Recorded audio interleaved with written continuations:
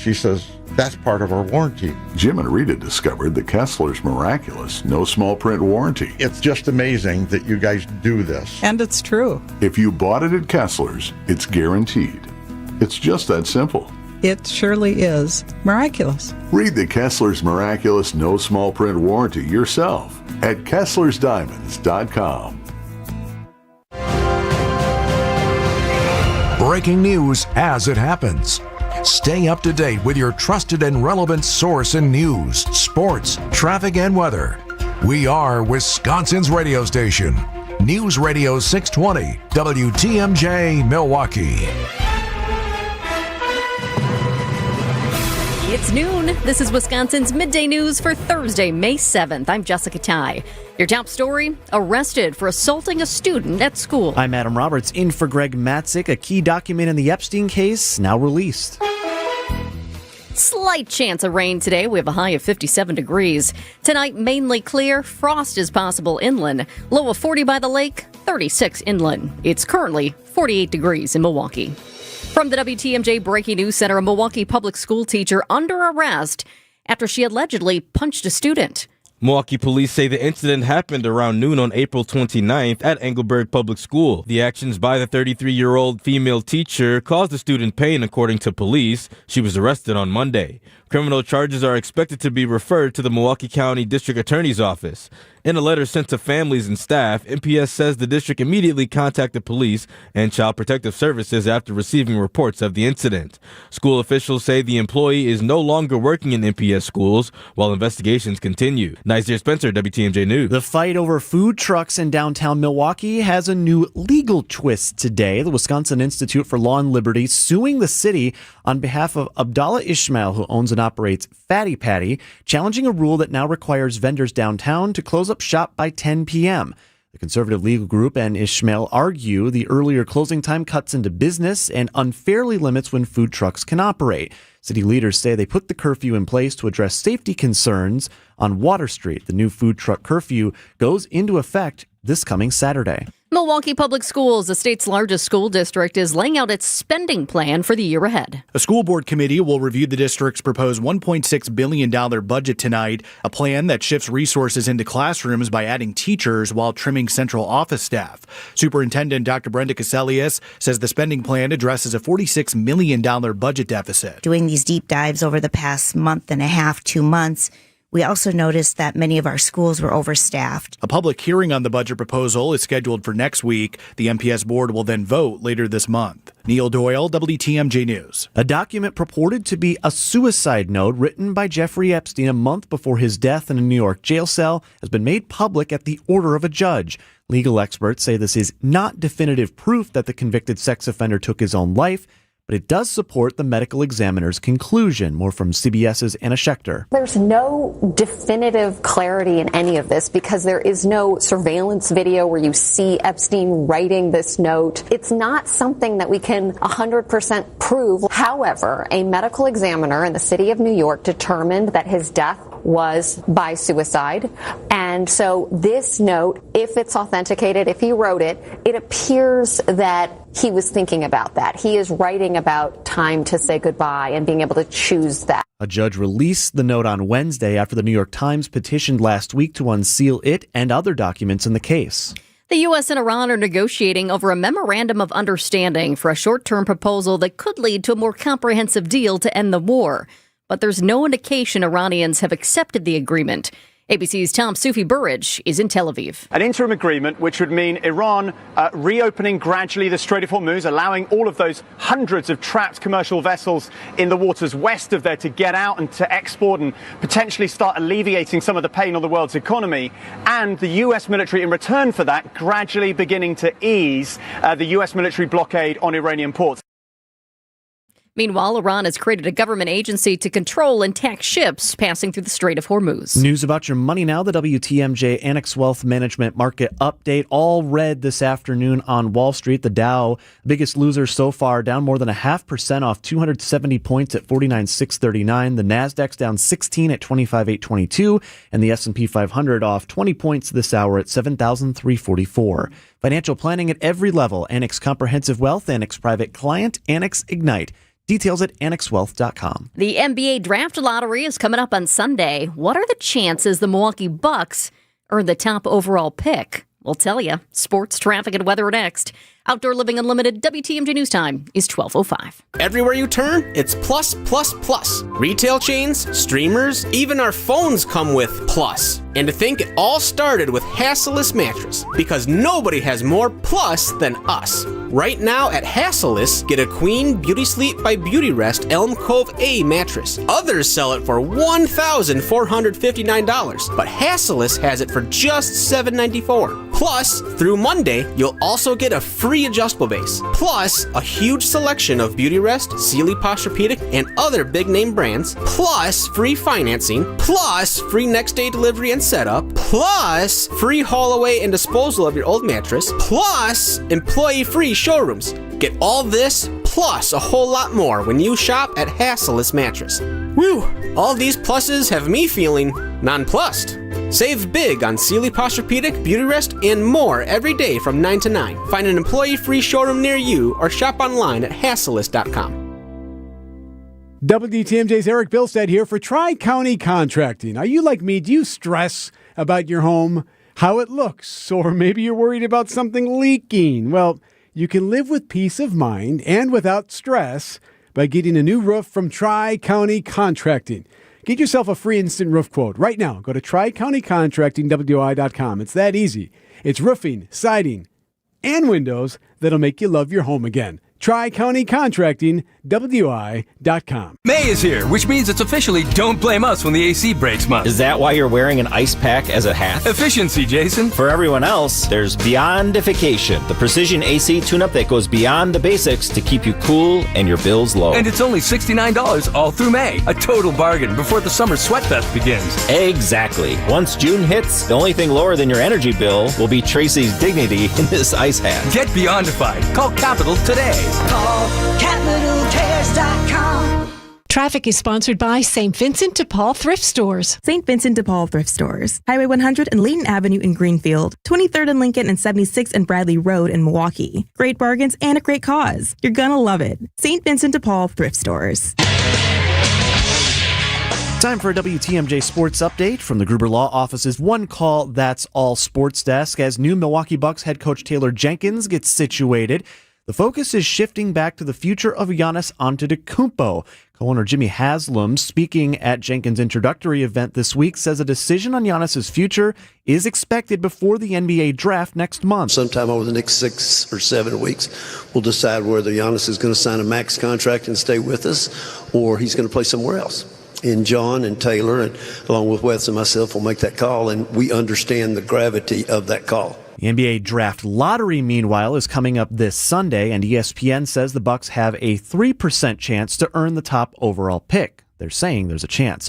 The Brewers off today following Wednesday's win over St. Louis to cap a 3-2 road trip. Jacob Mizorowski will get the start for the Crew to open a series against the Yankees at American Family Field starting tomorrow night. And when Wisconsin football begins their 2026 season playing Notre Dame this September at Lambeau Field, it will be under the lights Sunday Night Football. The team sharing today their game on September 6th will be a 6:30 p.m. kickoff in Green Bay. Badger Sports Updates are sponsored by Siding Unlimited. It's siding and a whole lot more. Checking out the roads with your WTMJ Time Saver Traffic. We do have a mess on 794 East, about a mile and a half beyond the ramp from Lincoln Memorial Drive. It is backing up right now because of a crash. We've got the outer lanes that are blocked on 794 East. I'm checking out the camera for you here. It is an absolute mess right now. We've got numerous emergency responders out there. You have people outside of their cars. You've got fire trucks out there. There is one lane of traffic that is slowly moving right down the middle. So you're talking about the Hone Bridge there. So this is a mess, especially at this time of the day, 12:09. The good news in this, I do see that a tow truck is now at the scene. So hopefully in the next few minutes here, we can get this clear. But in the meantime, it's going to be slow. Your WTMJ 5-day forecast. It's going to be a cloudy day at some point today with a slight chance for showers, highs in the mid to upper 50s. Another clear and cool night tonight with some inland frost possible once again. 36 your inland low, 40 lakeside. 64 partly cloudy, chance for showers Friday, sun into the weekend. with highs in the 70s but falling by Monday. Right now, it's 51 in Milwaukee at 12:09. Live from the Annex Wealth Management Studios in downtown Milwaukee, it's Wisconsin's Midday News, making stories come to life. Now, here are your hosts, Jessica Ty, and in for Greg Metzik, it's Adam Roberts. We have got a packed hour ahead. We've got an update on the dogs, an update on the rep, and a whole lot more. Plus, Buc-ee versus Teddy. What's that about? Let's get to it. It's now at noon on Wisconsin's Midday News. We start at noon with a major milestone in the beagle release at Ridgeland Farms. One of the lead rescue groups says its work is now complete. Big Dog Ranch Rescue out of Florida has pulled its final batch of dogs from the breeding and research facility in Dane County. Big Dog purchased 1,000 beagles from Ridgeland Farms. I traveled to Marshall yesterday, where the beagles get checked out, vaccinated, and microchipped before leaving for the rescue. I was with Lori Simmons, the founder of Big Dog, as her group's final pups, the final 30, were being removed from Ridgeland. We just watched one of the dogs, one of the beagles, come in right here. Beagles roaming around, touching the grass. When you see that beagle walking, here comes another one. How are you feeling? This little baby's a senior. She's probably been breeding a long time. Hi, honey. Oh my gosh, she's going to my senior sanctuary down in Florida at Big Dog Ranch. All the seniors will go with me. I can't tell you how it feels. Something that we've all been fighting for, and to see it happen, and for these dogs, and watch them walk on grass for the first time and smell fresh air out of a building it's all worth it. The Center for Humane Economy is also part of this deal. They purchased 500 dogs from Ridgeland. Their team will start removing beagles on Monday. Meanwhile, Ridgeland Farms tells us the company is in the midst of finalizing arrangements for its remaining dogs. When I was out in Marshall, I asked Simmons if she's confident those dogs will go to a rescue too. Hear that answer and what she couldn't tell me because of the agreement with Ridgeland. That's coming up today at 1:15. Second up, we have an update on a story we first reported to you earlier this year from Milwaukee City Hall involving an ethics complaint filed by a Milwaukee Common Council member against a fellow alderperson. Well, that complaint is now on hold for the time being. So backing up to February, when just ahead of a press conference regarding a portion of the Ice Out MKE legislative package on face masks, Alderwoman Jocasta Zamarripa and Alderman Mark Chambers engaged in a heated exchange behind closed doors, a situation both parties have confirmed took place, though with varying accounts of what actually was said and what happened. Zamarripa would say she felt physically intimidated by Chambers, while he said both sides said things that shouldn't have been said. That ultimately led to Zamarripa filing an official ethics complaint, but now that complaint has been withdrawn. Was able to obtain a letter the alderwoman sent to the chair of the city's ethics board, in which Zamarripa claims this meeting, which was scheduled for April 22nd, was also scheduled the same day she had a political event already on her docket. Remember, Zamarripa is one of the Milwaukee alders running for a separate office. She's running for Wisconsin's Secretary of State this fall, so saying there was a conflict on the schedule. She also claims the Department of Employee Relations is running its own investigation on this matter, which they have not publicly commented on, and I have asked, and they've reiterated that point. This also led to another alderman saying he was going to draft a censure against Chambers, which is essentially a ceremonial slap on the wrist, though that was not formally introduced. And Zamarripa in this letter does say she could file a new complaint at a later time, but that is where things stand on that matter as of right now. Thanks, Adam. It's 12:13. Up next, Milwaukee Rep is getting ready to wrap up a huge first season in its brand new theater center, and the numbers are impressive. What's next could be even bigger. It's Mike with Infinity Exteriors. I've seen it all, Wisconsin. Sketchy sales gimmicks for low-quality windows, siding that costs more than a new home, fly-by-night roofers. 60,000 happy customers made a better choice. Infinity Exteriors roofing, siding, and windows all come with our lifetime workmanship warranty, no overcharges, and transparent pricing. At Infinity Exteriors, we're on a mission to save our communities from unscrupulous contractors. Visit infinityexteriors.com.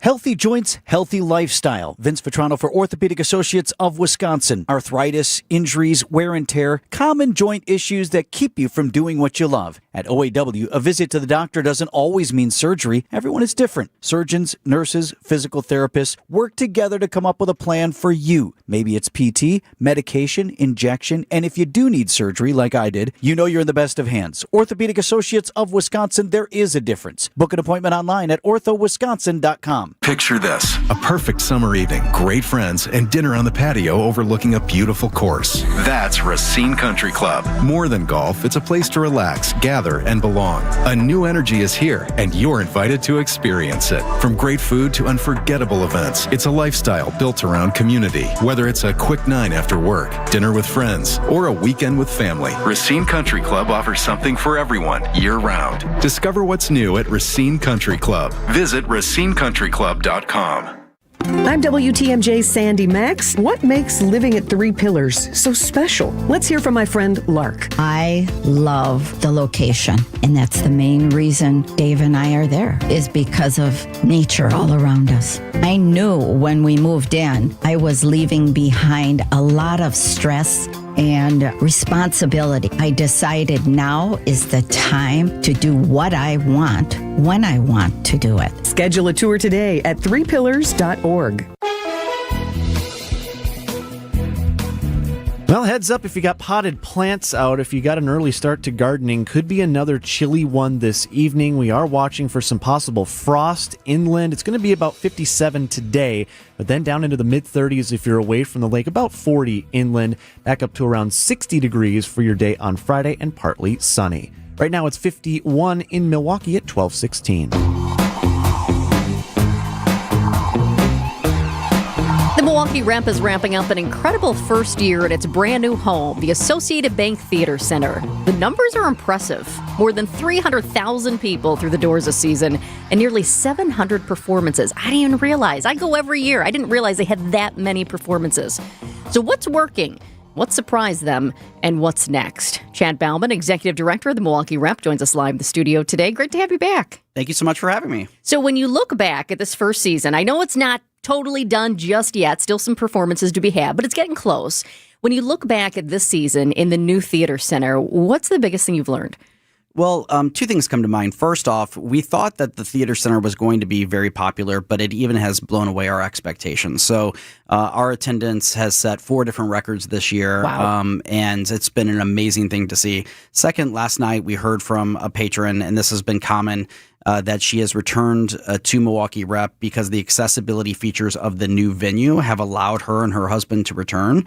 And so it's a great thing to see that the new ADA compliance and accessibility features are allowing a greater population to come back to the Milwaukee Rep. How do you sustain that success then going forward? Because we always see, and it's great when someone has that record-setting year, has those big numbers, and then you have to ask those questions of, all right, now we got to keep the bar is here, time to get to that or even exceed it in the years to come. That's right. So we are right in the middle of our subscription renewal campaign right now. We just hit our second renewal deadline, and our pace is well above the pace from last year. So it looks like there's already stronger demand for our second year than in our first year. But the truth of the reality is that we try to program for that. We want to make sure that the experience that people had in the first year is going to be even better in the second year. So we have some great productions coming. How has the new space changed what Milwaukee Rep is capable of producing? And I think about creatively, excuse me. Is it Friday yet, everybody? You created a new word. And also technically, too. So our largest theater, which is the Shakota Powerhouse, has got the state-of-the-art technology in it. So we have lines that can fly scenery in and out. We have digital sound. We have projection capability. In the Hero Frankie studio, we have the ability to create a space that has different audience relationships with the actors. So it can be an in the round. It can be in proscenium. You name it, we can do it in there. So these spaces are the top of the top in terms of technology in the country right now. And so anything that you can see on Broadway, we can pretty much do in Milwaukee. It's interesting. Remember a few years ago when we first rolled out this idea of the theater district, and if you drive down Wells or Wisconsin Avenue, you see those banners up on the street lights that say theater district, and we're building all these districts. I remember when the Milwaukee Rep was going under the big construction, Wells Street was impacted. You had all the traffic cones out there.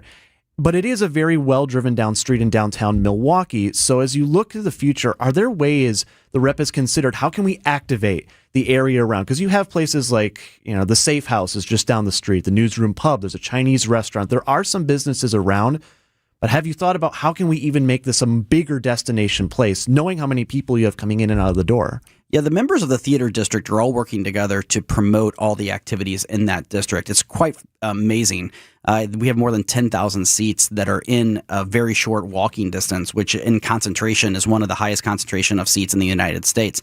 So we're all working to co-promote. But we hear regularly from those businesses that one of the reasons why those businesses are successful is because of the 300,000 people that Milwaukee Rep comes in. So when we were under construction and we weren't there, we heard from those business owners that business wasn't great. Now that we've opened, we've heard that it's booming.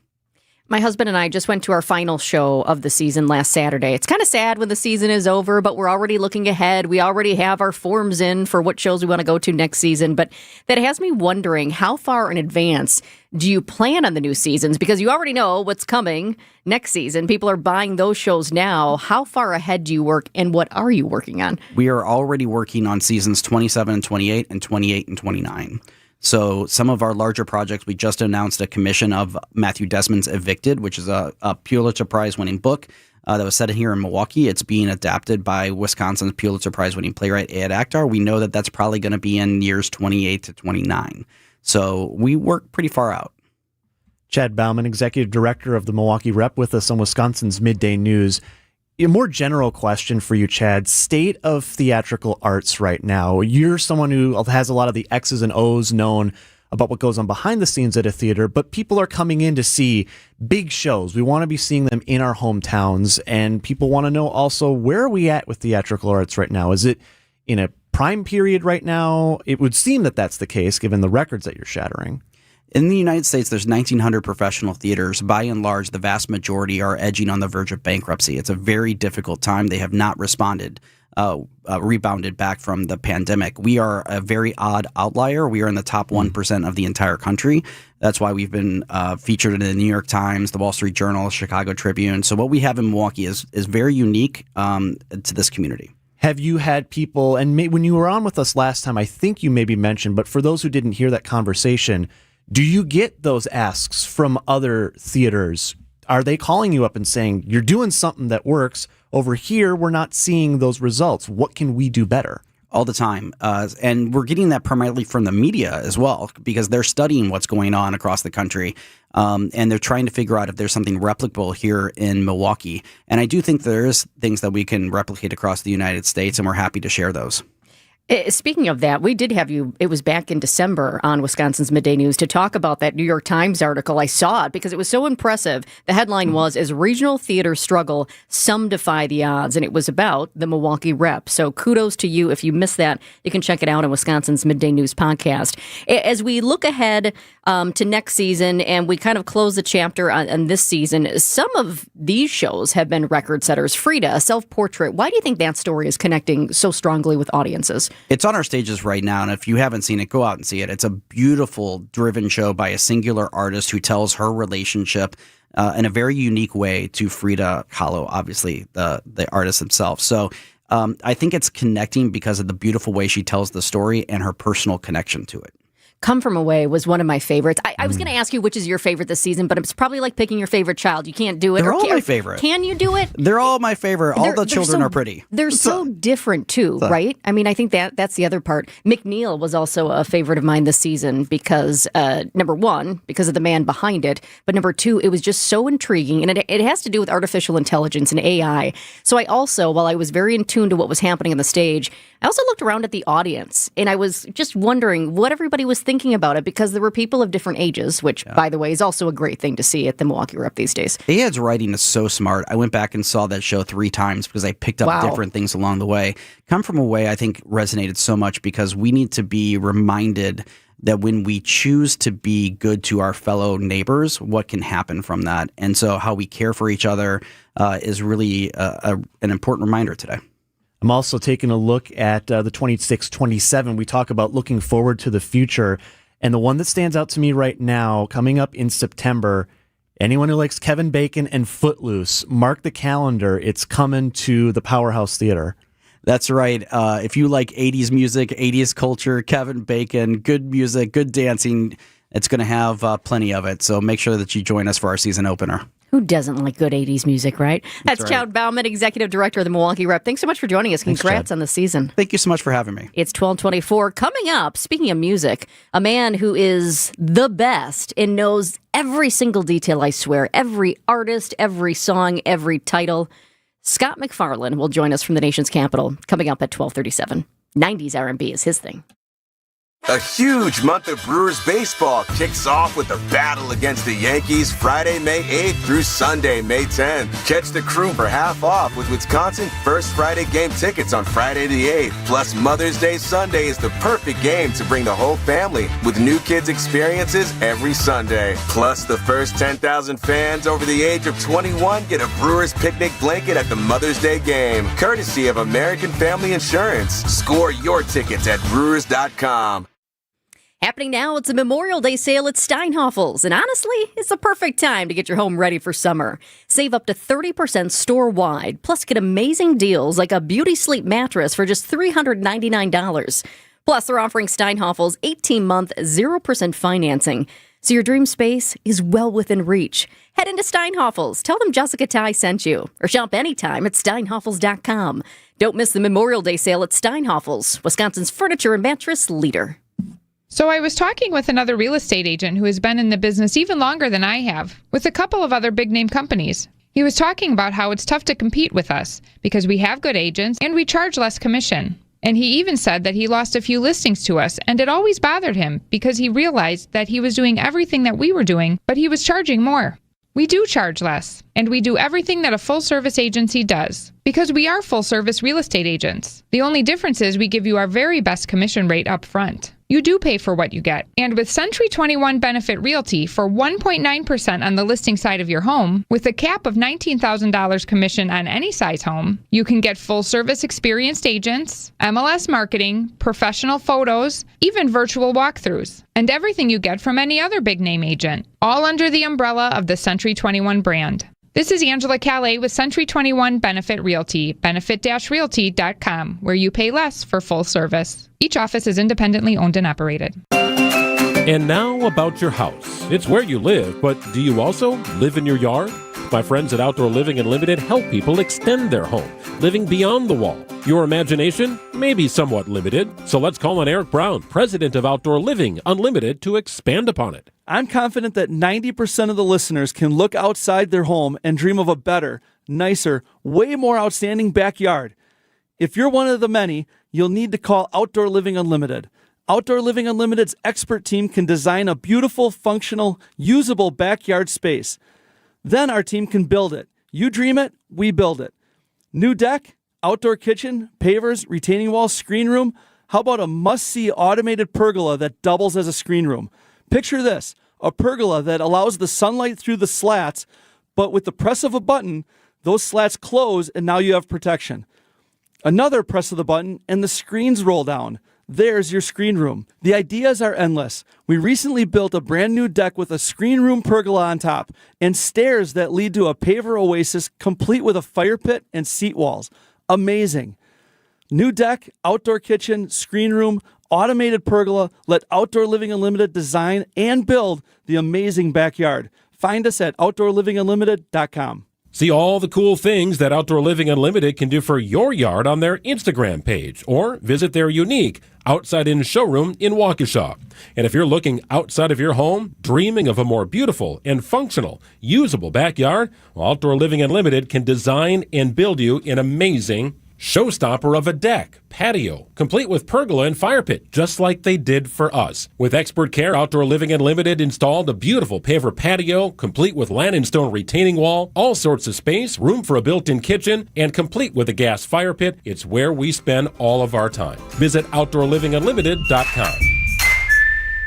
Hi, this is Mike from Infinity Exteriors. Most contractors cut corners and disappear when there's a problem. Not us. Since 1997, we've completed over 60,000 projects, earned thousands of 5-star reviews, and were named 2025 Roofing Magazine Contractor of the Year. We set the standard for exterior remodeling. Trusted by homeowners, proven every single day. We're excited to show you why choosing Infinity means peace of mind. Visit infinityexteriors.com to see why your neighbors trust Infinity.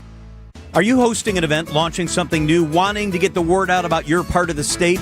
Be a featured guest on the WTMJ Experience Wisconsin show. Share your story, promote your event or business, and connect with fans all across the state. I'm John Merkier. I'd love to interview you. We reach listeners from Milwaukee to Madison, Green Bay to La Crosse, everywhere in between. It's Experience Wisconsin. Ready to shine a spotlight on your business or company? Email me, john@WTMJ.com for more information. john@WTMJ.com.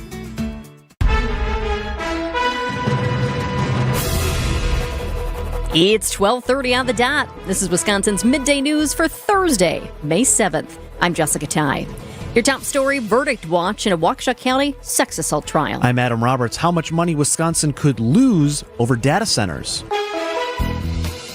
We have a slight chance for rain today, high of 57. Mainly clear tonight. Inland frost is possible. Low of 40 by the lake, 36 inland. Tomorrow, partly cloudy with a slight chance for rain. High of 64 tomorrow. It's currently 48. ABC News, I'm Chuck Sievertson. New sanctions against Cuban government and military financial assets and services are announced by Secretary of State Marco Rubio, who's visiting the Vatican, where he met with Pope Leo on a trip to smooth over relations since President Trump's anger over the Pope's opposition to the Iran war.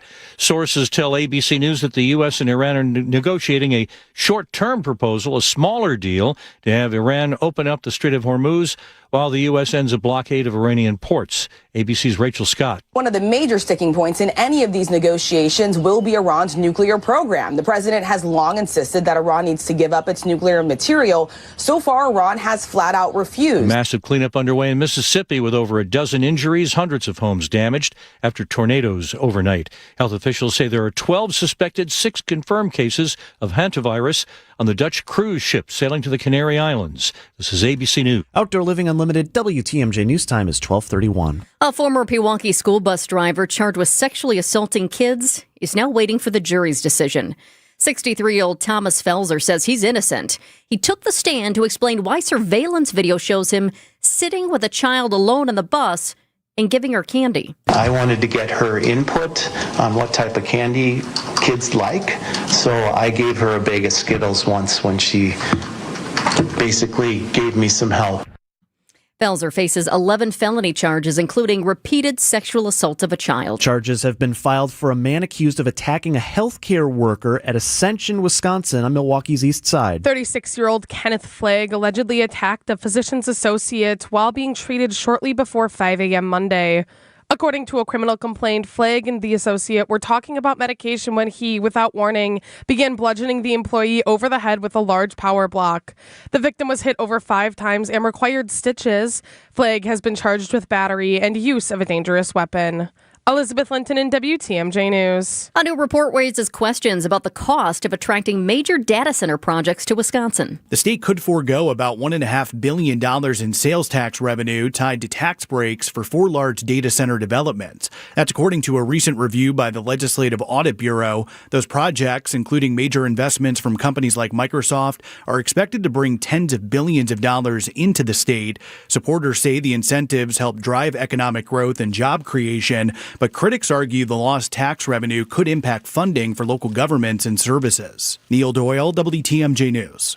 The city of Milwaukee working to keep neighborhoods clean this spring, launching a free yard waste bag distribution effort through the ongoing Big Clean MKE campaign. Alderman Russell Stamper with WTMJ earlier today. And you can call at any time to the leaders, community leaders, get you some supplies, set up your own cleanup, or participate in a community group cleanup, because they're happening weekly from now until the end of August. The bag distribution effort is separate from new plans from the Department of Public works to issue bags for leaf pickup following flooding this April. Stamper says more than 60 organizations are already participating in cleanup efforts across the city. Amid so many rumors and roster uncertainty, the Milwaukee Bucs introduce a new head coach for the third time since 2023. Taylor Jenkins takes over a Bucs roster featuring just 6 players under contract and all sorts of questions regarding the future of Giannis. Naturally talked about that, had great dialogue, full transparency. I don't get into specifics when it comes to roster construction and decisions that are going to be had or not had, but obviously it was very important to navigate that amongst so many other things. Giannis was not consulted prior to the hiring of Jenkins, but the two have connected since. Yes, I've had conversation with Giannis, but it's been great. I've actually been able to touch base with the entire roster.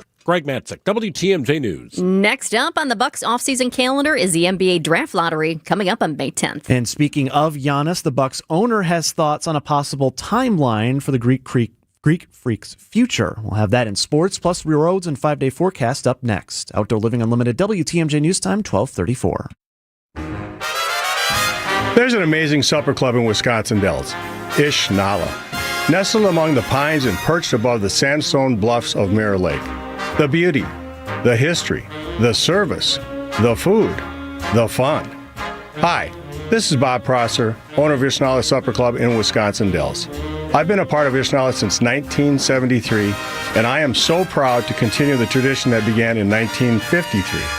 Why not enjoy a brandy old-fashioned in one of our bars, each with a spectacular view overlooking Mirror Lake, or just relax before or after dinner on one of our outdoor decks. Our Ishnala chefs have prepared your favorites: 24-ounce ribeye, cold water lobster tails, North Atlantic salmon, and of course, Ishnala's roast duck. Thank you for making Ishnala Wisconsin's favorite supper club, where the only thing we overlook is Mirror Lake. I'm Bob Prosser, and I want to serve you. You ever see the sign above the highway? The number of people that have been killed on the road? My wife, my son, and my unborn child were killed by a distracted driver. They were more than just a number. Your phone isn't worth it. Buckle up, phone down. Brought to you by the Wisconsin Department of Transportation. At Blaine's Farm and Fleet, we know you do things your way. So why shop the same retail giants as everyone else when you can easily find the products you need and trust at unbeatable prices?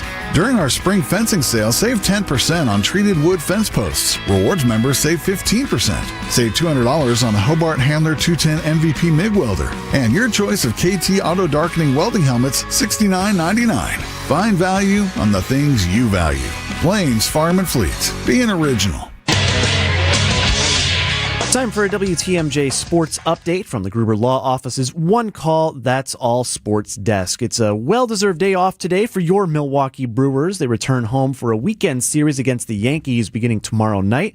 This after a 3-2 road trip, albeit a missed game due to rain in St. Louis. But the Brewers getting some key bats back in their lineup in the series against the Cardinals. Their win Wednesday largely came thanks to a 3-run home run by a returning Andrew Vaughn. General Manager Matt Arnold on Wisconsin's Morning News. You saw Churio, it feels like that guy could just roll out of bed and hit you a double. I mean, it's incredible what he can do with the bat and just the energy that he brings. And same with Vaughn with the huge 3-run homer yesterday. Just putting the team on his back there was when we needed it was awesome. It'll be the Miz, Jacob Mizorowski, scheduled to get the start tomorrow night at American Family Field for the Brewers and the Bronx Bombers.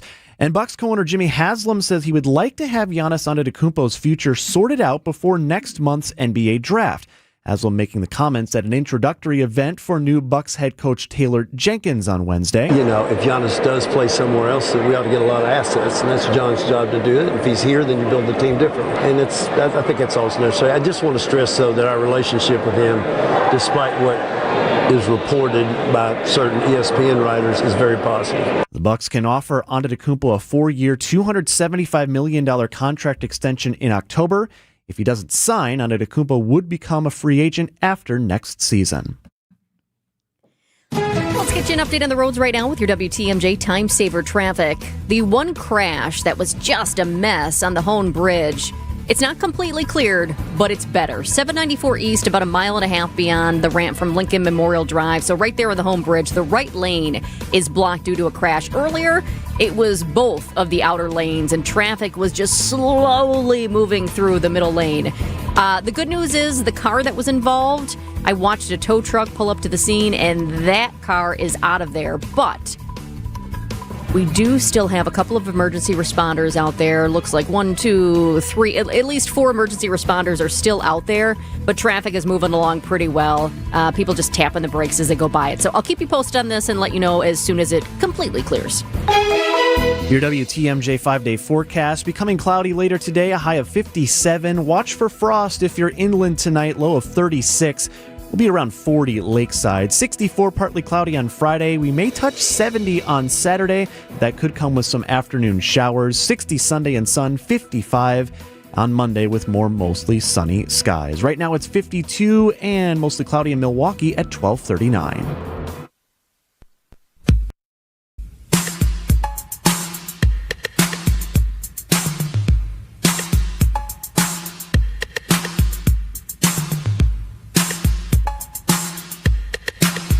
Well, we somehow already managed to mention 80s music in the show. Now I guess we're playing it.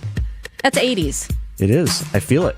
Typically, we quiz Midas Touch Chief Washington correspondent Scott McFarland with 90s R&B, but Gina's off today. Greg Hill is filling in, and he's like, oh, shoot.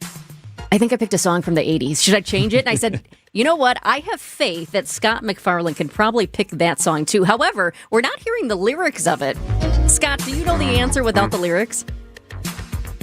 That song's definitely from 1987.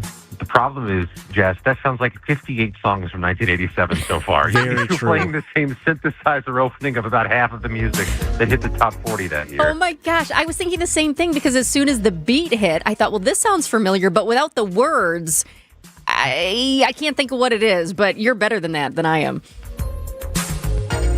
You know what? We're going to come back to it. Okay. Because let it linger. It's still in the synthesizer intro after about 2 minutes, which is such a 1987 thing. Minute 16 in. A minute 16 in. Oh, we're finally getting some lyrics. Okay, real quick. We don't have too much time for this. Okay, does it feel for you, Scott? No. Okay. You've gone too young into my youth. Okay. I appreciate the diversity. I had faith. Greg Hill was worried. Okay, next time. We'll get back to 90s next week. Don't you worry. God bless you. Well, God bless you all. A little news nugget for our fans. Scott now releases his notes for the day ahead online. If you follow him on social media, you'll see a link where you can subscribe.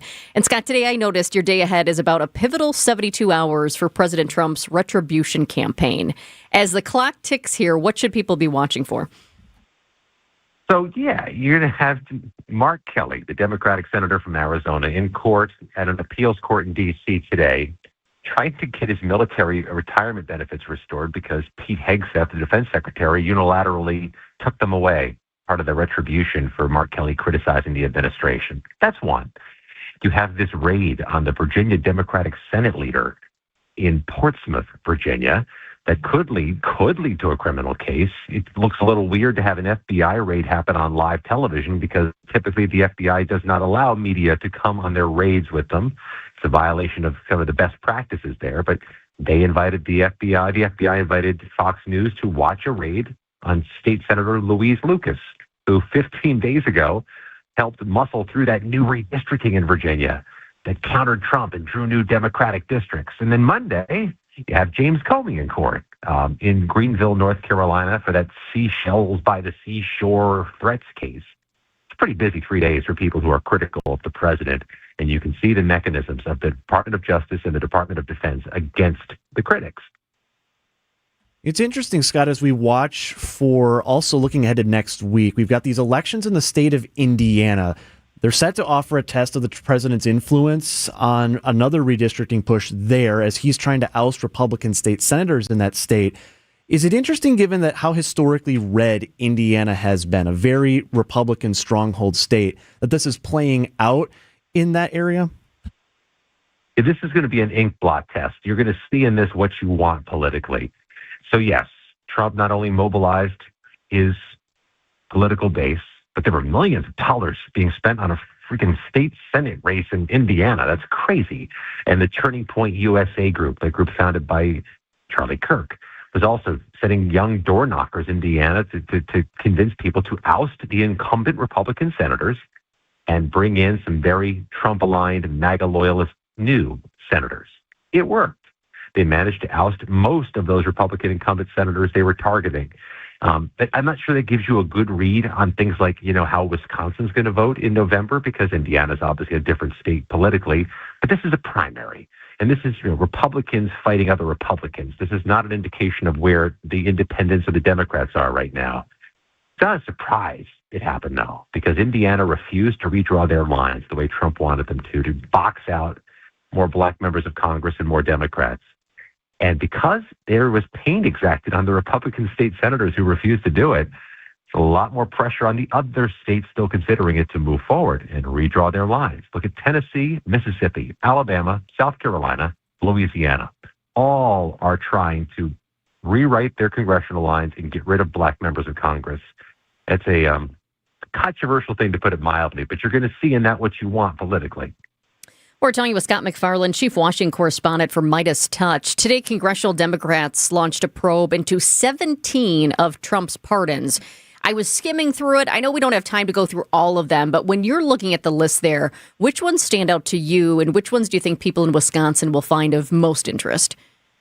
Yeah, going through all 17 would take longer than the intro of that 1987 dance song. So let's keep it down to just a few. These are all people who are under suspicion of having, paid for or secured lobbyists to secure their pardons. And there's concern about pay to play here. Are you paying for a pardon? Is Trump and his allied team selling their services for pardons?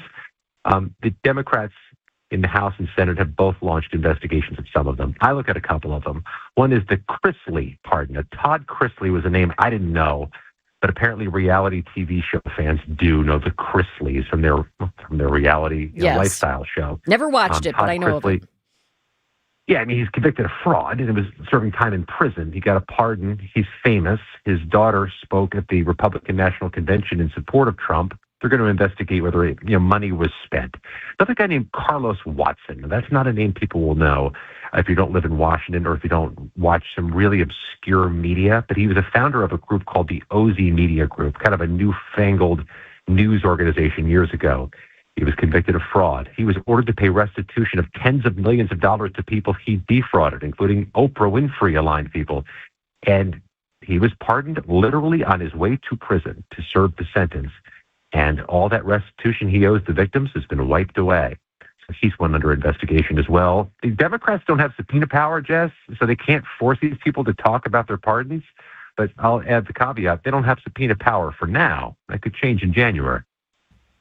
Midas Touch, Chief Washington Correspondent Scott McFarland with us on Wisconsin's Midday News. I wanted to go back, Scott, to this raid against Virginia Democratic leader Luis Lucas. So you were on CNN with Laura Coates recently, and I'm going to give you credit for having this ready to go on the fly. The timing is about as subtle as a ball-peen hammer to the face. So that was, I didn't even think about a ball-peen hammer. So did you just have that one ready to go? And can you describe exactly why that timing is like taking one of these working tools right to the dome?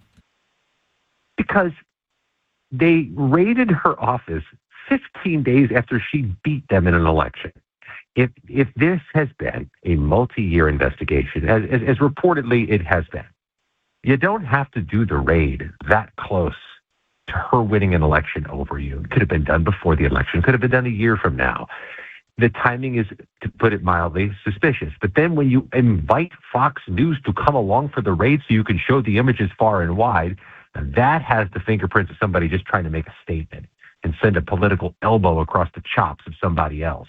So it's not subtle. I don't think it's designed to be subtle. But what's important to me here is the Department of Justice is not to operate this way, not as an extension of the president's political team. The Department of Justice is supposed to be protecting people independently. They're the people's lawyers, not the president's lawyers. And this sure looks like the work of somebody who's the president's lawyer. Scott, journalists get critiqued often. It's part of the business. We know that, the critiques. But a critique, and I think criticism, even from the public, is one thing. But now we have a tax these attacks on journalists, and that's a different ballgame. Is it true the Department of Justice just attacked you? What happened there?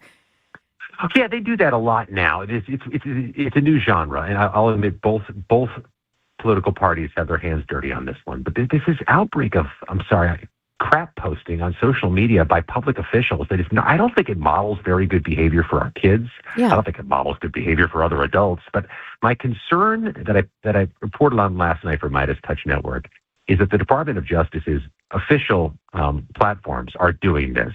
They're naming reporters. They may a bunch of others, for criticism, for name calling. And we're in the public sphere. We're used to some name calling. I came up in radio for 25 years. I got my share of name calling when I was on the radio. It's all good.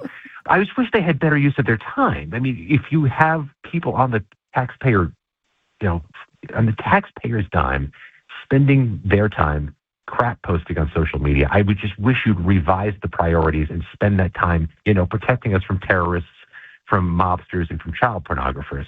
I think it's a bad look, and I hope that that's something we can collectively remedy. We have to all be part of that, because I'll tell you, I get crap from people with different political parties next to their name. It's not a one-party plague, but it is a plague. Got to stop, and I think we need to chase our better angels and not model that when we post, as dads, as moms, and as media personalities. Without a doubt. Crap posting. Something I never thought I'd say, a phrase I've really never heard, but Scott, you just coined it for me, and I understand what you're saying when you say it. Could have done it worse. Could have gone harder on you there, Jeff. Now you made Greg sweat a little bit. Down a notch. Okay, we are back to 90s R&B for you next week, Scott. Thanks so much. We appreciate it. Good talking to you both. It's 12:50.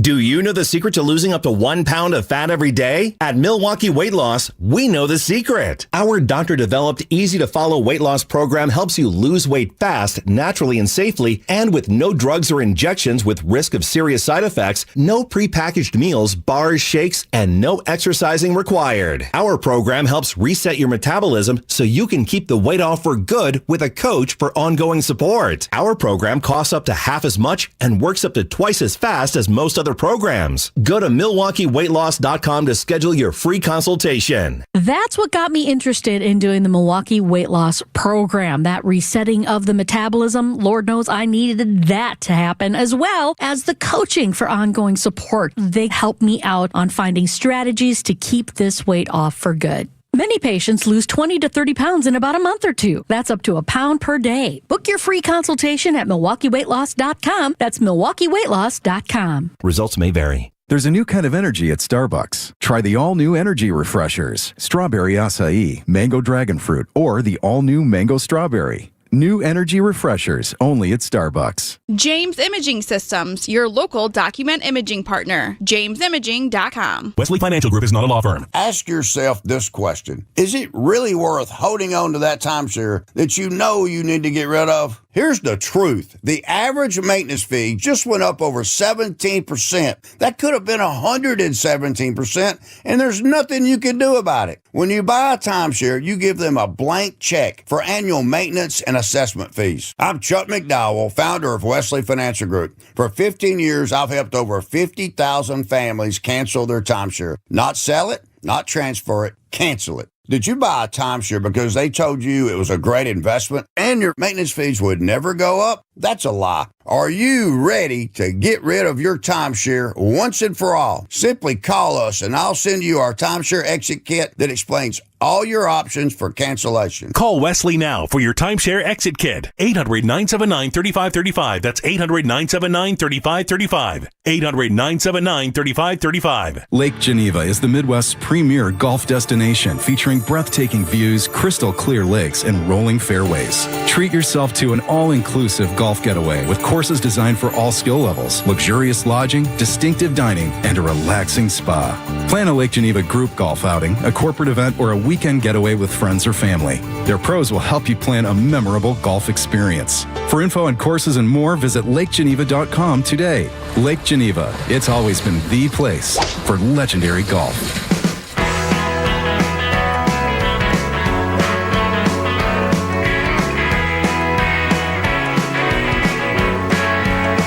It's time to recognize another everyday hero. Every day, superhero, trying to save An everyday hero is when Wisconsin's morning news celebrates an average John or Jane Doe who had no idea when they got up one morning they'd be saving a life. A very unique everyday hero today, one from right here in Wisconsin, and it's one where the student becomes the teacher. In Appleton, Fox Valley Technical College, EMS instructor Carl Arps is teaching his class. He has 6 EMS students there, and they're discussing the symptoms of a heart attack when he starts to show symptoms. Carl has done scenarios where he plays the part pretty good. Oh, yeah. This was like, you could deserve an Oscar. That's Logan Lear and some of the other students talking there to NBC 26 about Carl, who's in his 70s, and how he would demonstrate and simulate having heart attacks. Well, in this case, you could see like discoloration on his face. And we're like, okay, this is for real now. Yeah, he was having a real heart attack. So the EMS team started doing compressions, alternated doing CPR, called 911, helped get him into the ambulance.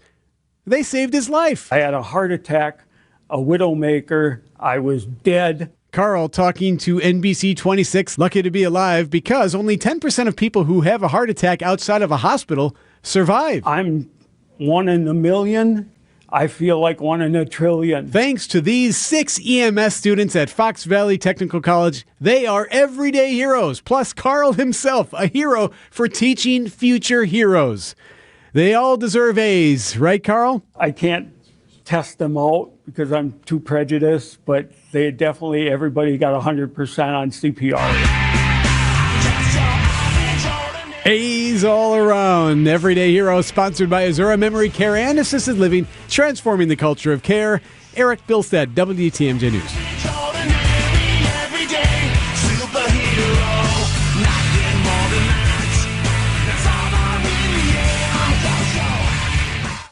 $998 buys you a magnificent diamond solitaire engagement ring at Kessler's. A solid gold mounting shows off a big, beautiful diamond, 3/4 of a carat. Glitter, twinkle, sparkle. This is the definitive diamond solitaire engagement ring. You can choose a round diamond, radiant, marquise, or oval. 3/4 of a carat. Any shape you want. Any color of gold you want. A 1-carat solitaire is just $1,498. Ask to see the Evermore engagement rings at Kessler's. You're going to be ecstatic about the color, clarity, and cut of your diamond. Evermore. Each of these diamonds was lovingly created in the heart of a miniature star. Your diamond will remain. Evermore. Your diamond was born about the time you fell in love. You will be in love. Evermore. Your diamond has been waiting patiently for you to see it, love it, and choose it. Don't keep it waiting. Come to Kessler's. To find the Kessler's nearest you, visit KesslersDiamonds.com. At Big Fish Contracting, we want every home project to be a good story worth sharing. That's why we as a team aim to exceed your expectations. We can improve any aspect of your home. Everything from a complex remodel to the essential roof, gutters, siding, and windows. Integrity, humility, and kindness are why we've grown in southeastern Wisconsin for the last 2 decades. Visit BigFishContracting.com to learn how Big Fish is renovating homes and redeeming an industry. WTMJ, W277CV, and WKTI HD2 Milwaukee. From the Annex Wealth Management Studios, this is News Radio WTMJ, a Good Karma brand station. This is Bo from Ridgetop Exteriors. Your home should be the one place that you feel completely comfortable and safe, but old, drafty windows can steal that feeling. At Ridgetop Exteriors, we bring that peace of mind back. As Wisconsin's leading Pella Premier contractor, we install beautiful, secure windows and doors that can save you up to 40% on your energy bills. Get a home full of new Pella windows for as low as $198 a month. Learn more at ridgetopexteriors.com. Ridgetop Exteriors. Our children deserve a real chance to make it in life, and a good education is a passport to opportunity. At City Ford Collective, we're working to make sure there's a great Milwaukee school for every Milwaukee family, because more good options lead to better outcomes. And who doesn't want that? Together, we can give every child the foundation they need to thrive, and a stronger future for kids means a stronger future for Milwaukee. To learn more about our mission, visit us at cityfordcollective.org. That's cityfordcollective.org. Hey, it's Mother's Day weekend. Where would you be without your mom? Well, not here, I guess. WTMJ's John Mercure take care of her. I highly recommend taking your mother and your grandmother to the Mine Shaft Family Restaurant in Hartford, the most affordable Mother's Day dining destination. The Mother's Day brunch is all you can eat. It's a feast. It's under $26, far less than what you'll pay elsewhere. It's every dish your mom loves for breakfast, lunch, and dinner, including a huge dessert table. Kids and grandkids under 3 eat for free. They can safely play in the world-class game room, quietly set away from the dining area. Your mother can sip on a Bloody Mary, an old-fashioned, or her favorite glass of wine. It's a perfect Mother's Day brunch. Your mom's Wednesday and Friday haddock fish fries, all you can eat, under $9. That's fantastic. You'll not spend a lot of money at the Mine Shaft. You don't need to. It's in beautiful downtown Hartford, which is so walkable. Also near Oshkosh's EAA. Google, call, reserve your table today. Don't forget your mom. You can't beat Burkhart. Sports lovers love us. Trusted, relevant, locally owned, locally programmed. We are Wisconsin's radio station. News Radio 620, WTMJ, Milwaukee. We're coming up on 1 o'clock. This is Wisconsin's Midday News for Thursday, May 7th. I'm Jessica Ty. Your top story, the man charged in Kenosha murder and manhunt heads to trial. I'm Adam Roberts. Former Spirit employees looking for a new gig. Slight chance for rain today. We have a high of 57. We're creeping up, but not close to that high yet. Mainly clear tonight. Frost is possible inland. We have a low of 40 by the lake this evening, 36 inland. It is currently now up to 51 degrees and partly cloudy in Milwaukee. From the WTMJ Breaking News Center, a man charged with killing his estranged wife in Kenosha is heading to trial. The court found that Marcus Plaza is competent to stand trial. He faces several felonies, including first-degree intentional homicide for the stabbing death of Michaela Plaza back in April. He also faces charges of causing mental harm to a child for allegedly committing the homicide while their children were home. Court documents show Michaela Plaza filed for a restraining order against her husband months before her death, but was denied. Marcus Plaza is due back in court in September. Jessica Gatso, WTMJ News. Officials releasing a new age-processed image of a woman named Alexis Patterson, who disappeared more than 2 decades ago in Milwaukee. Alexis was just 7 years old when she was last seen after getting dropped off at Highmount Community School in May of 2002. Investigators say she never made it to class and has never been found. The National Center for Missing and Exploited Children released an updated image that shows what Alexis may look like today at 31 years old. Authorities hope the photo will generate new leads in the case. Neil Doyle, WTMJ News. Rising gas prices connected to the war in Iran are putting financial strain on Milwaukee County services. County Executive David Crowley tells WTMJ the bus system could be among the first impacted. It's hitting us right now, so we're looking at route optimization. It has not impacted any of our services at this particular moment. But if we continue on this trajectory, I can absolutely see this affecting many services in the next couple of weeks, if not months.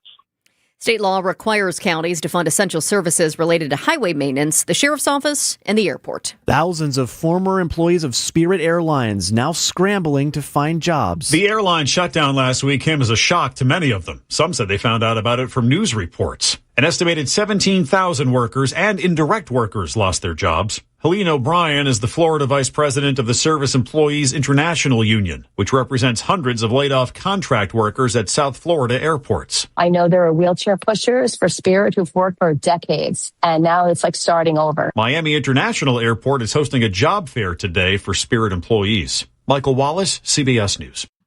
The cruise ship involved in a deadly hantavirus outbreak is sailing towards Spain's Canary Islands. The trip is expected to take 3 to 4 days. ABC's Victor Oquendo with the update. Several states, including Arizona, Georgia, and California, monitoring cruise ship passengers for possible infections. Teams in protective gear transporting 3 patients to emergency flights bound for Amsterdam. This as contact tracing has started on anyone who may have been exposed to sick patients earlier in the trip who disembarked at different locations. One such traveler was removed from a KLM flight in Johannesburg a day before her death. Oceanwide Expeditions has revealed that 30 passengers disembarked from one of its cruise ships hit by hantavirus on April 24th. Experts say the risk to the wider public is considered low because the virus is not easily transmitted between people. News about your money now. The WTMJ Annex Wealth Management Market Update. Stocks are awaiting potential movement from Iran on a U.S. proposal to end the war. And right now, those stocks are losing some of the earlier gains we saw this morning. The Dow off 368 points. The NASDAQ down 88 right now. And the S&P 500 is off 0.5%, down 36 points at this hour today. Financial planning at every level. Annex Comprehensive Wealth, Annex Private Client, Annex Ignite. Get more details at annexwealth.com. Sports, traffic, and weather are next. Outdoor Living Unlimited WTMJ News Time is coming up on 104. Do you have a clear advertising message that assures your potential customers will choose your business over others when they need your goods or services? Will you have time to nurture it so it stays interesting? Can you buy media effectively and cheap enough so that your business stays top of mind? You're a business owner, and we understand how busy you are. And that's why we do these very things to help our clients gain market share and grow their business. Anderson-Smith.com. We help small budget advertisers get better results. Making a big advertising budget work? To us, that's easy. We feel that our ability to make small advertising budgets work in a big way truly demonstrates we really do know what we're doing. And that's why we should talk. We'll take your advertising budget, put it to work, and if history tells us anything, it will be the best investment in your business that you've ever made. Go to Anderson-Smith.com, email me, and I'll call you in short order. Because small or big budget, we help advertisers get better results. Don't think twice. Call Geis. For 70 years, Geis has been the trusted garage authority in Wisconsin. WTMJ's Greg Matzik here. Don't let a busted garage door get you down. Call my friends at Geis today. With brands like CHI and LiftMaster, they have doors for every budget and will even build custom designs to meet your exact needs. For swift and reliable garage repair solutions, go to GeisDoors.com. You can also visit their amazing showroom in Brookfield and their custom design room. Don't think twice. Call Geis. Spring has arrived in the Geneva Lakes region, and there is no better place to welcome the season than the award-winning Lake Lawn Resort. Enjoy lakeside dining at 1878 on the lake, golf for all ages and abilities at Majestic Oaks, relaxing spa experiences at the award-winning Caladora Spa, and endless recreation opportunities along the resort's 2 miles of shoreline on beautiful Delavan Lake. Plan your spring getaway today at lakelawnresort.com and come find out for yourself why everything is better at the lake. Time for a WTMJ sports update from the Gruber Law Office's One Call, That's All Sports Desk. The Milwaukee Bucks' new head coach Taylor Jenkins is getting settled in following his introductory event at the Art Museum yesterday. Now the focus in the short term is shifting back to the future of Giannis Antetokounmpo in Milwaukee. Some eyebrow-raising comments, to say the least, from co-owner Jimmy Haslam on Wednesday, who says the decision on Giannis's future is expected before next month's NBA draft. Sometime over the next 6 or 7 weeks, we'll decide whether Giannis is going to sign a max contract and stay with us, or he's going to play somewhere else. And John and Taylor, and along with Wes and myself, will make that call, and we understand the gravity of that call. Meanwhile, in the even shorter term, the NBA draft lottery is coming up this Sunday. ESPN projects the Bucks have a 3% chance to earn that top overall selection. And the Brewers are off today following a 3-2 road trip, capped with a 6-2 win Wednesday over the Cardinals. Jacob Mizorowski, the Miz, getting the call for the start on Friday night. The Yankees, the Bronx Bombers, and Aaron Judge in town at American Family Field. We'll have that game for you, as well as the entire series here on your home of the Brewers, WTMJ. Checking out the roads with your WTMJ Time Saver Traffic. We are seeing the typical delays in our construction zones, especially around the ballpark. 94 West headed out of the city into the burbs. Definitely slow going there right now. I do want to let you know, give you a good update here. That crash that we had that initially was impacting both outer lanes on the Hone Bridge, that has since cleared. So clear sailing on the Hone Bridge right now. Your WTMJ 5-day forecast. Heads up, looks like the frost, it's going to be back again overnight, and it's going to impact many of us across southeast Wisconsin. A frost advisory taking effect at 1 tomorrow morning, running until 8 a.m. That's for all of southeast Wisconsin, even our lakeshore communities. As far as today goes, we'll be in the mid to upper 50s, and then the temperature drop starts overnight. Mid-30s for most of us. Some of the lakefront communities could hang out around 40 degrees, though, so that could impact how much frost lingers. Friday looking 64 and partly cloudy, maybe 70 on Saturday with sun, then some afternoon rain. Then the temperatures fall back down again Sunday into Monday. We'll be back into the mid-50s. Still struggling to move the needle on the temperatures right now in Milwaukee. It's 51 and cloudy at 108. Live from the Annex Wealth Management Studios in downtown Milwaukee, it's Wisconsin's Midday News, making stories come to life. Now, here are your hosts, Jessica Ty, and in for Greg Matzik, it's Adam Roberts. Adam just noted that it's chilly golfing weather. Yeah, and not that's great. It's not too bad. It could be better. It's not too bad, though. And we're thinking about my co-host, Greg Matzik, because he is out golfing, but for an amazing cause. He's doing the Ringer, and all of the money that's raised goes to support the MAC Fund and to help kids with childhood cancer. He's going to be tired tomorrow. Oh, absolutely. And you're going to hear all about it as well. I know Greg does this every single year. He and our teammates over at ESPN Milwaukee teaming up for this. By the way, if you want to help out Greg's squad, you can text RINGER right now to our Siding Unlimited WTMJ Talk and text line, 855-616-1620. RINGER, RINGER, to the talk and text line, and we'll get you all the information on, well, as you mentioned, Jessica, a great cause that Greg does every year. Yeah, just an awesome effort. Let's get to the news. And now it's time for 3 Big Things on Wisconsin's Midday News. Number 1, a Milwaukee woman is charged in a multi-million-dollar fraud case targeting Medicaid and a federal COVID relief program. Prosecutors say 44-year-old Debbie Long billed Medicaid more than $2 million for services never provided. They also accuse her of dishonestly obtaining a $219,000 PPP loan. Investigators say she laundered the funds through shell companies and used the money to buy a frozen custard shop, Kit's Custard on Capitol, a Mercedes, and a car wash.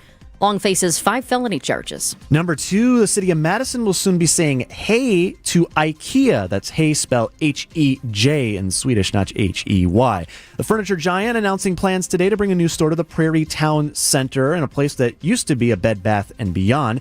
It'll be the IKEA second chain location in the state of Wisconsin. If you drive down 94, you're probably pretty familiar with the big Oak Creek location that opened up in 2018.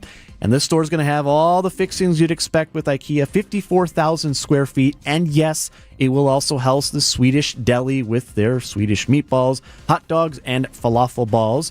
As far as the timeline goes, the franchise does expect to open their new Madison store later this fall. Number 3, the new chapter for the Milwaukee Bucs starts now. The Bucs have officially introduced Taylor Jenkins as the new head coach. Jenkins takes over in Milwaukee, returning to a franchise where he once served as an assistant coach during a 60-win season. The 41-year-old spent the last 6 years leading the Memphis Grizzlies. Team made the playoffs 4 times. My co-host Greg Matzik was at the Milwaukee Art Museum as Jenkins was introduced. Greg asked Jenkins how much of his initial conversation with GM John Horst revolved around Bucs star Giannis Antetokounmpo. We talked about everything and anything. You want to look up at any conversation that you're going to have naturally in an interview process. We laid it out there. I think Jimmy said it was 6 long hours, and it was even follow-up conversations from that. So naturally, we did talk about Giannis, the entire roster, developmental pathways for everyone, moving forward. Because from the coaching lens, I've got to start formulating that. What we're going to do, not just this offseason, but when we hit the ground running. Start of training camp. So naturally, talked about that. Had great dialogue, full transparency. Jenkins says he's thrilled to be back in Milwaukee and eager to get to work with a team that means so much to the city. Meanwhile, Horst says he's the right fit to push the Bucs towards another championship, so fingers crossed. Almost 5 years ago coming up. It feels like much longer than that, though. 1:12 is the time. Up next, a key phase in the Ridgeland Farms rescue is now complete. What happens next for the remaining dogs? Visit family-owned Ken Michaels Furniture and our in-store design centers where you'll still find beautiful, luxurious, heirloom-quality American-made furniture. Right now, save 30 to 35% store-wide and take advantage of our complimentary design services. Whether you're moving, renovating, or updating, our designers will help your vision become a reality.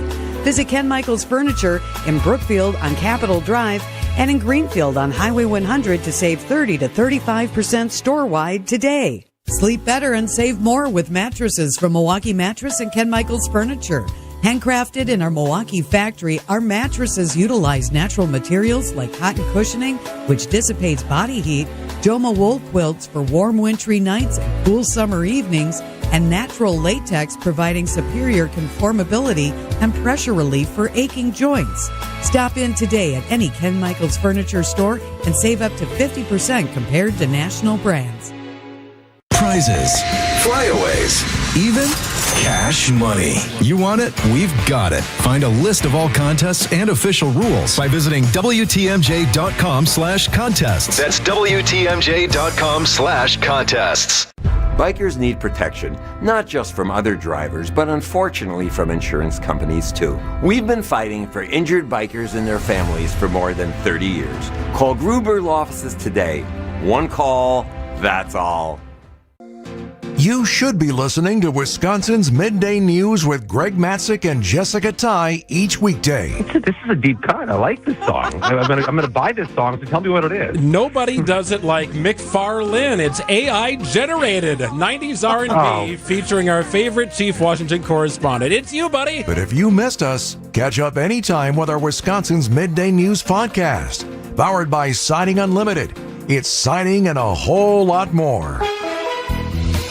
Well, botanists and horticulturists, beware. A frost advisory overnight tonight goes into effect at 1 a.m. for all of southeast Wisconsin.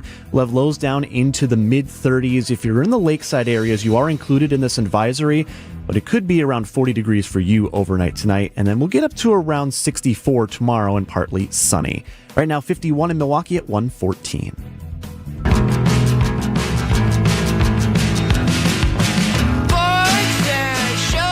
There's a major update in the beagle release at Ridgeland Farms. One of the main rescue groups just wrapped up its part of the effort. Big Dog Ranch Rescue out of Florida has removed 1,000 beagles from the controversial breeding and research facility in Dane County. I traveled to Marshall, Wisconsin yesterday, where the dogs are checked, vaccinated, and microchipped before leaving for their new locations.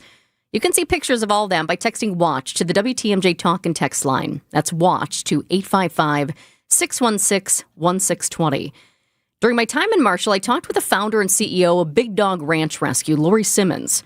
We discussed the deal, the dogs, and what's next as volunteers dropped off dozens of beagles around us. Your organization is taking in hundreds of these dogs. You've been here for, 10 days, I think it is. How significant is this moment for you and Big Dog Ranch Rescue? It's incredibly heartwarming to see these dogs come out of living in a building their whole life into being able to run free on grass and watch them flourish and know that they're going to have a brighter future and going to the loving arms of families. And that's what was important to us, is to be a safety net around these dogs to make sure they went into responsible rescues, eventually into wonderful homes. It is just unbelievable to see this all come together. It's been a long time planning, a lot of logistics, a lot of preparation, bringing up our 5 transport buses from Big Dog Ranch Rescue, Florida, Alabama, our veterinarians, vet techs, employees to put this all together. We set up a medical staging area in one barn with Wisconsin vets, our team. And up here is our staging area where we get all the paperwork ready and send them out to rescues across the nation. We've been on top of this story for about 2 months now, following every development, and I listened to the press conference where you spoke. That was the first time that I learned that really your group had been talking with Ridgeland Farms even before Wayne Chung and the activist had their efforts. How long had you been working on this, and was there ever a point where you thought this might not happen? We knew these dogs were here in testing laboratories, and Big Dog Ranch Rescue has been advocating with RFK's team and different departments at the White House, with our board member Laura Trump leading it, into stopping animal testing. But when the activists brought to light all of the cruelty charges, all of the history of everything that's gone on, we needed to act. We wanted to make sure these dogs got out in a responsible, safe way into the right homes, the right rescues that would make sure they got the time to decompress, whatever they needed, learn to walk on a leash, be spayed and neutered. So we wanted it to be a organized, structured removal of these dogs. And we have been working on it for quite a long time. And I'm just so thankful that it all came together for the dogs. Why do you think it did come together? I think we didn't give up. We were very, very persistent. We weren't going to take no for an answer. We had a lot of wonderful people, donors of Big Dog, other people that knew about it, that basically we all pooled our funds. And then I partnered with CHE, Wayne Pacelli's group, and we just kept working it until we got that, yes, we can do this. And then we started organizing and deploying our teams to get up here and get all this set up so it went efficiently, smoothly, least stress for the dogs. And we made sure every single one of the 1,000 dogs Big Dog Ranch Rescue has pulled out of Ridgeland had a safety net around them. Meaning if it doesn't work out for the rescue or if they run into something they can't handle, we will take this dog back. 300 of the dogs are actually going to Big Dog Ranch Rescue's Florida campus. We're taking the seniors, we're taking the pregnants, we're taking the ones that are super shy and need extra work, and we'll work with them as long as it takes till they're ready for a home. Ridgeland Farms has consistently told me they have 2,000 dogs. So between your group and Center for a Humane Economy, that would mean there are about 500 dogs left. I know that there are some negotiations happening. Are you confident those other dogs will come out, that your group or another group will get them? What are you thinking about those remaining dogs? They know we want them. They know we're not giving up on them. And if we can't get them out the right way, this way, the most structured, safest way, I am very confident the federal government and RFK's team is going to very soon pull that trigger and say no more testing on animals. We need to stop this, stop the cruel torture of testing on animals throughout this country. We're a humane country. We shouldn't be doing things half-ass and backwards. And, we're asking RFK, pull that trigger. Let's switch it now. We just watched one of the dogs, one of the beagles, come in right here. Beagle's roaming around, touching the grass. When you see that beagle walking, and here comes another one, how are you feeling? This little baby's a senior. She's probably been breeding a long time. Hi, honey. Oh my gosh, she's going to my senior sanctuary down in Florida at Big Dog Ranch. All the seniors will go with me.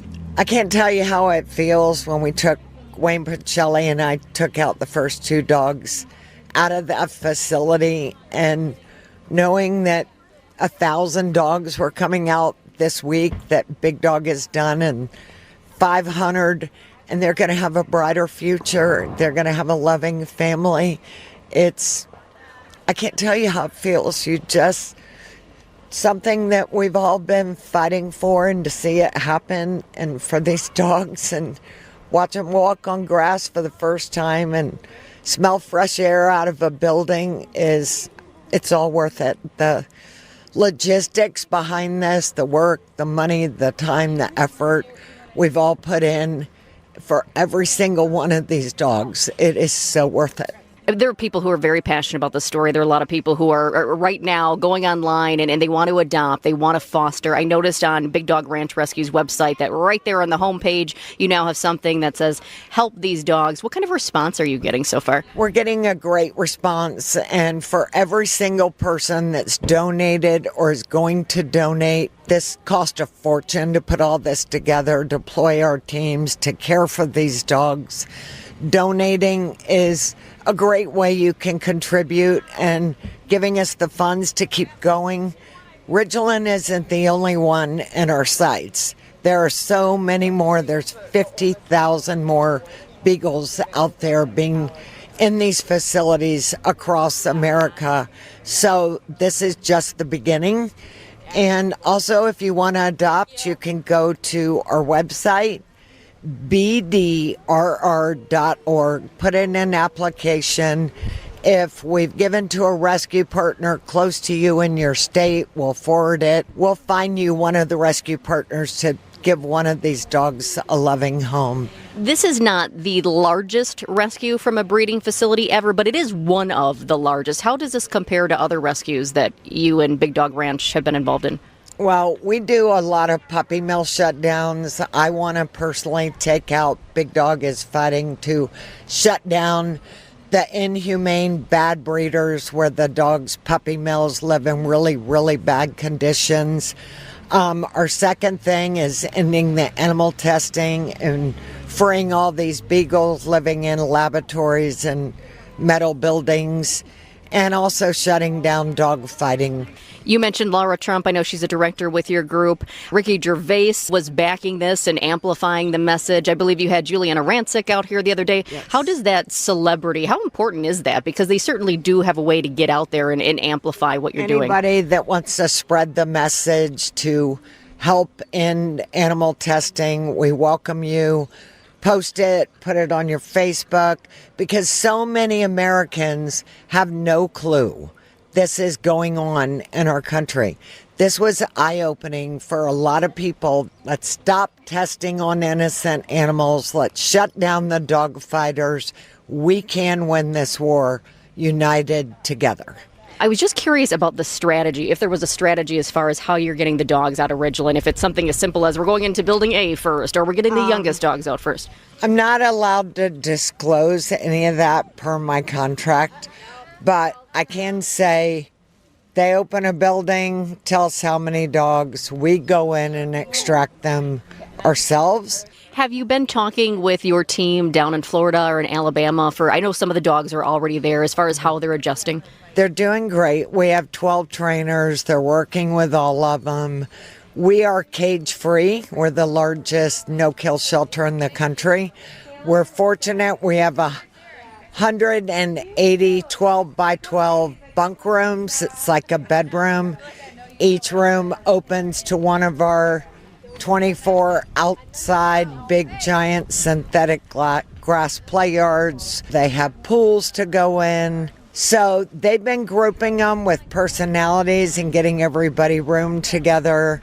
They said everything is going great. The dogs are starting to come out of their shell and seeking attention, which is a great sign. And we'll keep them as long as we need to till they're walking on a leash, they're accepting affection, and till they're ready to go home. We're talking with Lori Simmons, founder, CEO, and president of Big Dog Ranch Rescue. What have you witnessed as far as how these dogs are doing? I imagine every dog is a little bit different, but what are you ultimately seeing? What have your observations been throughout these last couple of days? I just think they're relieved. Having quiet, having just kind touches, being able to be outside in the sunshine. I think each and every one is excited and knows they're saved and they've got a bright future ahead of them. We have a lot of people, especially here in Wisconsin, who are very interested in adopting or at least fostering these dogs. What do you think those families should know about these pups? They're just going to need a lot of love, time, and patience. Ridgeland Farms has consistently said no abuse happens at the facility. Is there anything you can tell us about what you have seen inside Ridgeland Farms? I am not allowed to comment on any of that. I signed away my freedom of speech, and I can't comment.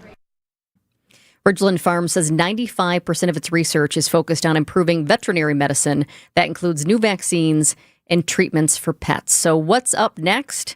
Well, you have the other group, the second group, the Center for Humane Economy, which also bought some of the dogs. They purchased 500 dogs from Ridgeland. Their team will start removing those beagles on Monday. It's 1:27 up next. Local news and your top national headlines. Accunet Mortgage is an equal housing lender. NMLS ID 255368. This is Brian Wickert here with my son David, Accunet's president and chief metaphor officer. What do you have for us this time? Dad, for a lot of sellers, selling their home is like handing over a family photo album. Every room in that house has a birthday memory or a trombone lesson or that last Mother's Day brunch before the kids moved out. The seller isn't just transferring a deed, They're saying farewell to a chapter of their life. So buyers need to walk through the front door with that in mind. Absolutely. It's not just a financial transaction. It's a transfer of trust. Sellers and their agents are looking to say yes to the buyer who is strong enough and safe enough to make good on their offer. So what does that look like in practice? It looks like a rock-solid, guaranteed pre-approval and a thoughtfully crafted offer that tells the seller, I will show up. Because when the seller is deciding who will get the keys and the metaphorical family photo album, you want them to feel the best about handing them to you. Get started with your rock-solid pre-approval by clicking on the blue button today at Accunet.com. ACS Group has business technology from James Imaging Systems, your local business technology partner. ACS Group's IT manager, Mark Reinhardt. I feel James Imaging Systems, being local, I get to meet the people, see the people. They come in and find out what our needs are, and they're just great folks. Great folks who partner with you and your business. Absolutely. I categorize James Imaging Systems as a partner because they come in, again, sit down, understand our needs, listen to what things are bothering us, obstacles that we have, and they help bring us really cost-effective solutions. James Imaging Systems, AI-driven workflow automation, security enhancements, digital transformation, and business technology expertise to help your business do business better. That's huge for me and keeps us running smoothly, and we're able to focus on other things for this business. James Imaging Systems, your local business technology partner. Call 262-781-7700 or visit jamesimaging.com. I started our landscaping company, Brett Ochtenhagen Seasonal Services, in 1994. We have other businesses, a trucking company, investment properties, and we board and raise quarter horses. I met Chris from Horicon Bank over 20 years ago, and we really hit it off. A few years back, we made our largest capital commitment ever. Chris understood our vision, supported it, and 5 years later, our annual equipment maintenance costs are down, and our fleet is amazing. Chris and Horicon Bank helped make that happen. Horicon Bank, together doing good for 130 years. Member FDIC. It's 1:30. This is Wisconsin's Midday News for Thursday, May 7th. I'm Jessica Ty. Your top story, charge in the stabbing death of his ex-girlfriend. I'm Adam Roberts. Several Wisconsin communities unplugging from flock cameras. Cloudy today, slight chance of rain later on. We have a high of 57. Tonight, mainly clear. There is some frost possible inland. Low of 40 by the lake, 36 inland. Tomorrow, partly cloudy with a slight chance of rain. High is 64 tomorrow. ABC News, I'm Chuck Severson. An apparent lowering of initial expectations. Sources tell ABC News the U.S. and Iran are negotiating a smaller deal that White House officials say could lead to a bigger one. Iran would open up the Strait of Hormuz while the U.S. ends a blockade of Iranian ports. ABC News senior White House correspondent Selena Wang. Even as President Trump is projecting a lot of optimism about the possibility of the two sides reaching a deal, the president is still trying to convince Iran to come to the table. The president is warning that if Iran doesn't agree to these terms, that the U.S. will start bombing again, but at a higher level, at a higher intensity than before. New sanctions against Cuban government and military officials involved in mining and financial services are announced by Secretary of State Marco Rubio, who's visiting the Vatican, where he met with Pope Leo. Massive cleanup is underway in Mississippi with at least 17 injuries and hundreds of homes damaged after tornadoes overnight. This is ABC News. Outdoor Living Unlimited, WTMJ News Time is 1:31. A Kenosha man faces homicide charges in the stabbing death of his ex-girlfriend. According to the criminal complaint, 42-year-old Dale Dahlia is accused of kicking in the front door last month at the home of 37-year-old Stephanie Byrne. Investigators say Dahlia stabbed Byrne in the neck and assaulted a man in the house. Byrne died from her injuries. Dahlia is also accused of attacking officers throughout his arrest, and they say he appeared to be intoxicated. His bond is set at $2 million. The city of Appleton ending its contract with Flock cameras following community feedback and concerns over data privacy. Mayor Jake Woodford says concerns on the integrity of the company's license plate reader system have, quote, eroded our trust in Flock. The change follows similar moves in cities like Oshkosh and Sturgeon Bay, as well as in Dane County, which have either ended contracts or pulled funding from Flock last month. Flock has active partnerships with more than 200 law enforcement agencies across Wisconsin. Fuel prices are at an all-time high. Diesel prices are up about 35%. MMAC President Dale Koinga on Wisconsin's Afternoon News. It's going to hit everything. This could really drive us into a recession if the Iran situation is not figured out soon, because a lot of industries and consumers just can't absorb this significant increase in cost, which is directly at the pump, but then indirectly in everything else that you're going to see with grocery stores and airline flights and your taxes. Koinga says fuel prices alone could cause a $1 billion deficit. Marcus Theaters has a new president, but it's a familiar face for the Milwaukee-based company. Jeff Tomachek stepped into the role earlier this month after serving as the company's chief financial officer.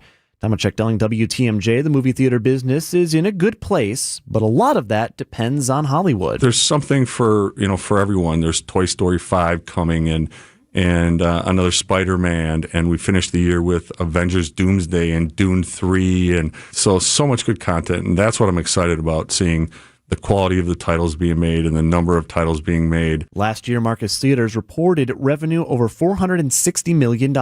With a rough season in the past, the Milwaukee Bucs begin a new era. New head coach Taylor Jenkins was introduced in Milwaukee on Wednesday, and fans are confident he can bounce the team back from a rough season. I'm really confident. I'm very excited to see how he will help us to win another championship. Javier Cortillo, a longtime Bucs fan, tells WTMJ, I hope that he brings a good impact upon us, and I hope we really do good. Jenkins was head coach for the Memphis Grizzlies for 6 years, but now he'll take on his second head coach job here in Milwaukee. Nazir Spencer, WTMJ News. Coming up, I'll give you 2 reasons to check out American Family Field tomorrow as the Brewers battle the Bronx Bombers. Sports, traffic, and weather on the way next. Outdoor Living Unlimited, WTMJ News Time is 1:34. Come on into Tyson's, more for you. This Mother's Day, get 25% off every Carhartt women's tee. That's right. Now until May 10th, save 25% on all durable and comfortable short-sleeve women's tees. From every lightweight and breathable Tencel fiber t-shirt to every heavyweight cotton pocket tee, get one in every color, every style for every day of the week. Stock up now and give Mom every Carhartt women's tee made for everything she makes possible. For 176 years, St. Vincent de Paul Society of Milwaukee has been neighbors helping neighbors, working to eliminate poverty and hunger with compassion and dignity. When families face hard times, our volunteers step in. Over 600 trained volunteers ready to meet people where they're at, in their homes. And that's what our Neighbors Helping Neighbors home visit program is all about. Volunteers travel in pairs, listening first, then offering personalized support. They provide families and individuals with things like furniture, beds, food, clothing, and connect them to vital community resources. Help that provides stability during challenging times. These home visits don't just address an immediate need, they help create a safer, more stable future for our families and individuals in our community. Last year alone, St. Vincent de Paul Society volunteers completed nearly 11,000 home visits across Milwaukee County, serving those who need us most. Together, we are neighbors helping neighbors. To learn more about our mission or get involved, visit svdpmilw.org. Amazon Business. Unlock smart business buying with fast, free delivery on millions of items and practical AI innovations that automate repetitive tasks. Learn more at amazonbusiness.com. Vince Vitrano for Hunt's Flooring in Greenfield. You should see what our new floors look like. And you can. But let's talk about you first. Whether you want to tighten things up before selling your house or you want to be more comfortable in your forever home, start at Hunt's Flooring. Our new hardwood floors are in. We could not be happier that we chose local, family-owned Hunt's Flooring. Text FLOOR to 855-616-1620 and I'll send you the before and after pics. Hunt's is ready for your project right now. Tell them Vinny sent you. Highway 100 in Greenfield, huntsflooring.com. I'm not against shopping online. In fact, you can check out our huge selection at BurkhartSportingGoods.com. But when you're ready to buy, Burkhart should be your only stop. Because here, you can grab hold of the Midwest's largest selection of baseball bats, gloves, and equipment, and take all the swings you need in our indoor batting cages to make sure you buy the right bat. And when you buy your new mitt, we'll steam and custom fit it for you right on the spot. This is Brian Burkhart, and when you love baseball and softball like we do, You can't beat Burkhart. if you're in charge of uniforms and equipment, you want to get the most value for your team's budget. You want the most for your money, and you want the process to be easy. Because you already have enough on your plate. We get it. Burkhart Sporting Goods Team Outfitting Division is the best you'll find. With an abnormally high customer satisfaction rate and our own silk screening and embroidery facility for quality control. So if you want the highest quality team outfitting and incredible service, You can't beat Burkhart. Time for a WTMJ Sports Update from the Gruber Law Office's One Call That's All Sports Desk. A deserved day off for your Milwaukee Brewers today after completing a 3-2 road trip that was shortened by one game due to some rainy conditions in St. Louis earlier this week. During that Cardinals series, the Brewers getting help from some of their key bats in the lineup, returning after injury, including Jackson Chourio and Andrew Vaughn, the latter of which with a big home run against the Cardinals yesterday. General Manager Matt Arnold happy about it on Wisconsin's Morning News earlier today. You saw Chourio, it feels like that guy could just roll out of bed and hit you a double. I mean, it's incredible what he can do with the bat and just the energy that he brings. And same with Vaughn with the huge 3-run homer yesterday, just putting the team on his back there was when we needed it was awesome. I promised 2 reasons to check out the Brewers and Yankees tomorrow night at American Family Field. Here's one. The Miz, Jacob Mizorowski, will be on the bump for the crew at American Family Field. Also tomorrow, the Brewers set to honor and induct CC Sabathia and Dave Parker into the Milwaukee Brewers Wall of Honor. So there you go. We deliver on Wisconsin's Midday News. And Bucs co-owner Jimmy Haslam says he would like to have Giannis Antetokounmpo's future sorted out before next month's NBA draft. The Bucs can offer Antetokounmpo a 4-year, $275 million extension in October. If he doesn't sign, Giannis would become a free agent after next season. Checking out the roads with your WTMJ Time Saver traffic. I like what I'm seeing for the most part because we have no crashes. All the crashes that we had earlier have cleared. No disabled vehicles out of the system either that you need to worry about. So the only thing that we are dealing with is a slowdown or two in our construction zones. Nothing out of the normal. Nothing out of the ordinary, I should say. It looks like right now the delays on 94 around American Family Field are growing. Getting a little bit slower. Definitely headed westbound around American Family Field, out of the city, out into the burbs. Eastbound is a little slow, too. A little off and on with the brakes there. Eastbound headed into the city, right after American Family Field.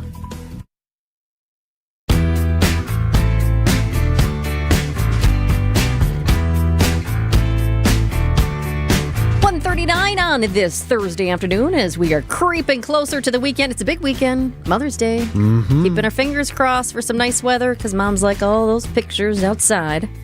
We've got Chief Meteorologist Brian Niznansky on the phone today to check in for weather from TMJ4. And I am so happy to have you in particular today, Niz, because I don't remember if it was last night or the day before. Did you officially kind of dump your snow graphics for the season? Like, that's it, they're gone. Yeah, I did. So I have a problem with we have graphics computers, and if anybody's listening, think of it as, obviously it's where we get in our data and we make all of our graphics, but it's also where we stack our show, like a PowerPoint presentation. So I have a problem with, hoarding graphics for a long period of time, and then they build up instead of putting them back into the library. So I didn't get rid of the snow graphics completely. It's not like I don't have to build them from scratch, but I eliminated them officially from my show rundown. Okay. So they're like in a hidden folder. Yes. So if, let's say, snow came back, which I don't think it will, even though we did have a little bit of a dusting of snow this morning in spots, not enough that I would have to build a graphic for it. But if that happened, I could still do it. It would just take a little bit of digging into the files more. That's about it. Who got a little bit of snow this morning? Out towards Hartford. So when those rain showers moved in initially this morning, when temperatures were still close to the freezing mark, there were some wet snowflakes that mixed in northwest of Milwaukee. No accumulation or anything, but certainly there was a few snowflakes mixing in at times.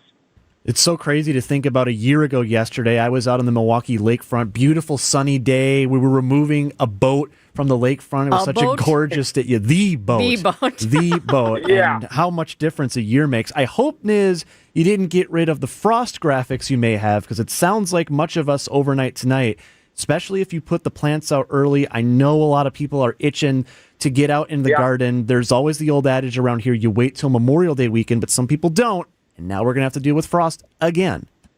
Yeah, I mean, it's probably still a little bit too early. I would say, though, this is probably one of our last couple bouts with it.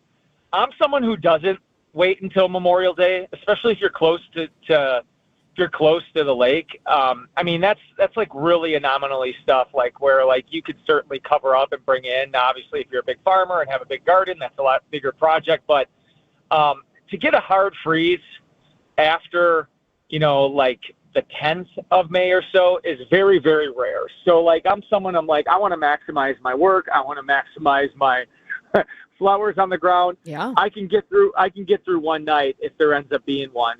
And really there's only been a few nights in the later part of May. But not tonight though. Tonight's going to be another night where frost is a possibility. All going to depend on the cloud cover. If the cloud cover clears out, we'll have temperatures again approaching the freezing mark. But if clouds linger, which they may for most of the night, I think most of the area stays just above that freezing mark. But an interesting fact is you could still get frost even though the official air temperatures are above freezing, because what happens is the coldest of the cold air will sink as low to the ground as possible. And then even some surfaces like the roof of your car or blades of grass, or in some cases the roof of a house, may actually get colder than the air itself. It's just the solids tend to do that. So that's how you get a little bit of frost when the air temperature is still above freezing. A weather lesson. I love it. As we look ahead to the weekend here, what's on Tampa as far as any rain? And then specifically, I want to key in on Sunday with Mother's Day. Yeah. So the rain chances like today and tomorrow are very, very light and scattered. Most of this next 48-hour period is going to be dry. It's just that, just like this morning, we had a few of those passing showers that moved through. Really not going to add up to a whole lot of rainfall. Still a slight chance again for tomorrow with that. And then we're dry during the day on Saturday. In fact, Saturday looks great. 60s, decent amount of sunshine. It's Saturday evening into Saturday night. We have our best chance of rain. And thankfully, this time's out that I think it's out of here by the time we get going Mother's Day morning, if you're heading to a brunch or maybe church or some other festivity on Mother's Day. Wonderful. Well, we hope your wife and your mom have a great Mother's Day, and for all the moms out there as well. I guess we can say that tomorrow, too. We've still got some days. It feels like a Friday. I don't know why. It feels like it's Friday. It's all good. I'm looking forward to the weekend, too. And, yes, it's a special one. It is indeed. Thanks so much, Niz. We appreciate it. You bet, guys. It's 1:44. Up next, your weekly wellness check. Visit family-owned Ken Michaels Furniture and our in-store design centers where you'll still find beautiful, luxurious, heirloom-quality American-made furniture. Right now, save 30 to 35% store-wide and take advantage of our complimentary design services. Whether you're moving, renovating, or updating, our designers will help your vision become a reality. Visit Ken Michaels Furniture in Brookfield on Capitol Drive and in Greenfield on Highway 100 to save 30 to 35% store-wide today. Sleep better and save more with mattresses from Milwaukee Mattress and Ken Michaels Furniture. Handcrafted in our Milwaukee factory, our mattresses utilize natural materials like cotton cushioning, which dissipates body heat, Joma wool quilts for warm wintry nights and cool summer evenings, and natural latex providing superior conformability and pressure relief for aching joints. Stop in today at any Ken Michaels Furniture store and save up to 50% compared to national brands. No matter what business you're in, as the #1 SBA lender in Wisconsin, Summit Credit Union helps your vision take shape with loan programs, great rates, and strategic solutions. Awarded the #1 SBA lender by the Small Business Administration of Wisconsin in 2025. Everyone wants us to build an awesome backyard space. The trend has been people asking about how they'll use the space. The requests are, we want an outdoor space to relax and read, for yoga, a fitness area, to watch baseball on TV. And my latest and favorite, can you build me a golf simulator? Yes to all of it. We can build that covered structure for any of your dream ideas. We'll be creative and make it look amazing. You get to enjoy the space any way you want, getting fit, relaxing, or hitting a driver literally off your deck. For that amazing outdoor space, go to OutdoorLivingUnlimited.com. Here's to sweet summer days together with friends and family in Wisconsin. To discovering magic in every moment. Hey, Mom, over here. And to reconnecting through a world filled with wonder. Wow. Here's to supper club celebrations and dancing until the sun goes down. Here's to those who Wisconsin. Plan your summer getaway at travelwisconsin.com. There's an amazing supper club in Wisconsin Dells, Ish Nala, nestled among the pines and perched above the sandstone bluffs of Mirror Lake. The beauty, the history, the service, the food, the fun. Hi, this is Bob Prosser, owner of Ishnala Supper Club in Wisconsin Dells. I've been a part of Ishnala since 1973, and I am so proud to continue the tradition that began in 1953. Why not enjoy a brandy old-fashioned in one of our bars, each with a spectacular view overlooking Mirror Lake, or just relax before or after dinner on one of our outdoor decks. Our Ishnala chefs have prepared your favorites: 24-ounce ribeye, cold water lobster tails, North Atlantic salmon, and of course, Ishnala's roast duck. Thank you for making Ishnala Wisconsin's favorite supper club, where the only thing we overlook is Mirror Lake. I'm Bob Prosser, and I want to serve you. Doctor, doctor, give me the news. I got a bad case of loving you. Thursday afternoon, time for a weekly wellness check with Dr. Ben Weston, Chief Health Policy Advisor for Milwaukee County. Happy Thursday. Happy Thursday. Good to be with you. So recently, the FDA removed a long-standing safety warning from hormone replacement therapies, which are often prescribed to treat menopause symptoms. And this has led to a surge in demand and a worsening shortage of estrogen patches as more women seek them out to cope with things like hot flashes and mood swings associated with menopause. Dr. Weston, can we start at the beginning? What exactly is estrogen? Yeah, so estrogen, it's not actually just one hormone. It's a group of hormones that play a key role throughout our body. Now, most folks associate it with reproductive health, and that certainly is true, but it also regulates many other things like bone strength, heart health, even brain function. Now, in women in their 40s and 50s, estrogen levels naturally drop, and that signals the start of menopause. And that shift in hormones can lead to symptoms like trouble sleeping, mood changes, probably the most recognizable being hot flashes where there's these sudden flares of intense heat and sweating and flushed skin. It can also cause heart palpitations, chills, and clammy skin as well. What treatments are available to help with the symptoms of menopause, like hot flashes? Yeah, so this affects a lot of people. More than 1 million U.S. women begin menopause every year, of course. And one of the most effective treatments is hormone therapy. It's essentially replacing some of the estrogen your body's no longer producing. And estrogen patches are one of the most commonly used options. They're pretty simple. They stick right on your skin. They deliver a steady dose of estrogen through that skin into your bloodstream. Now, for many patients, this treatment can significantly reduce symptoms and improve sleep, as well as overall quality of life. And there's a bit of time in the past where hormone therapy came with a lot of warnings. But the newer research really shows that for many women, the benefits can outweigh the risks, and it's a very safe treatment. I mentioned earlier that there's currently a shortage of estrogen patches. If someone is having trouble accessing that form of treatment, what can they do? Yeah, and the reason we're seeing this is because there's these supply shortages. A lot of people are finding it harder to fill their prescriptions for certain types of estrogen patches in particular. So when that happens, the first step is to talk with your pharmacist or your healthcare provider. There may be alternative brands or different dosing or even other forms of estrogen therapy that can work just as well. It's also important not to stop treatment abruptly. Suddenly stopping can actually make the symptoms worse.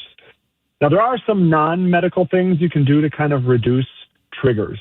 So things like avoiding hot environment, wearing heavier clothing, consuming less caffeine or alcohol. But those are really supportive. They don't replace the medical therapy for folks whose symptoms are severe.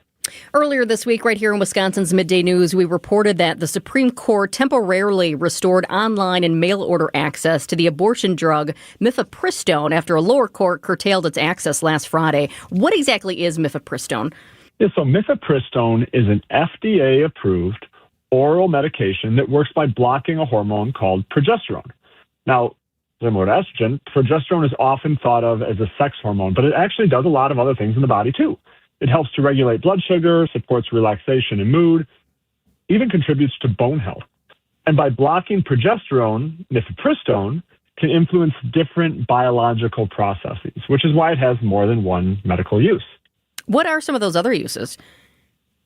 Yeah, so we often hear about mifepristone in the context of medical abortion, but it has other important uses in medicine as well. So, for example, it can help manage high blood sugar, particularly in people with something called Cushing's syndrome or certain types of or cases of type 2 diabetes.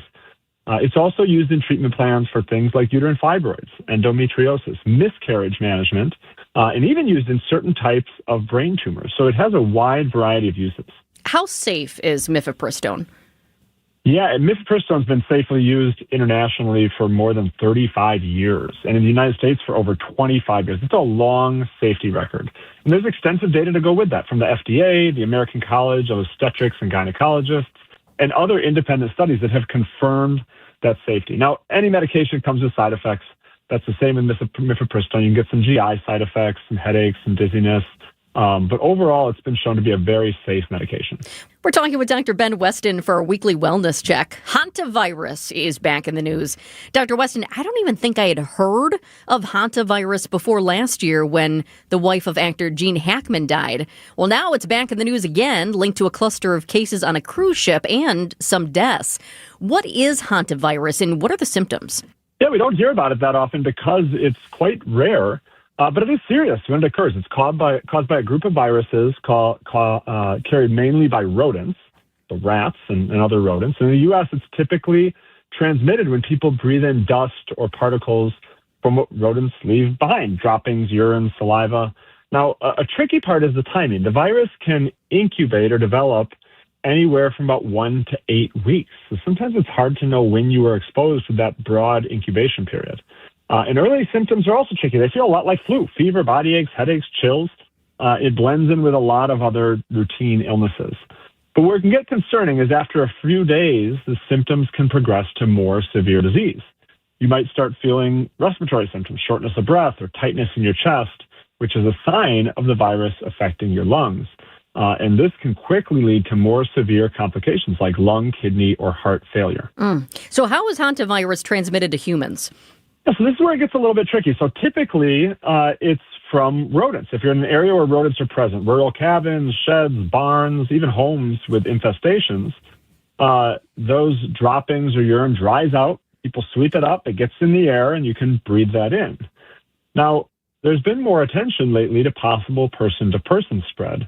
And this can happen with specific strains of hantavirus. The one identified in the cruise ship is the Andes virus, now specifically found in South America. And although it's rare, it can be spread person to person. And this is what's thought to have mostly or potentially happened on that cruise ship. But in the U.S., it's typically spread not from person to person, but from rat to person or rat droppings to persons. So how can people protect themselves from hantavirus, especially in areas where rodents might be a concern?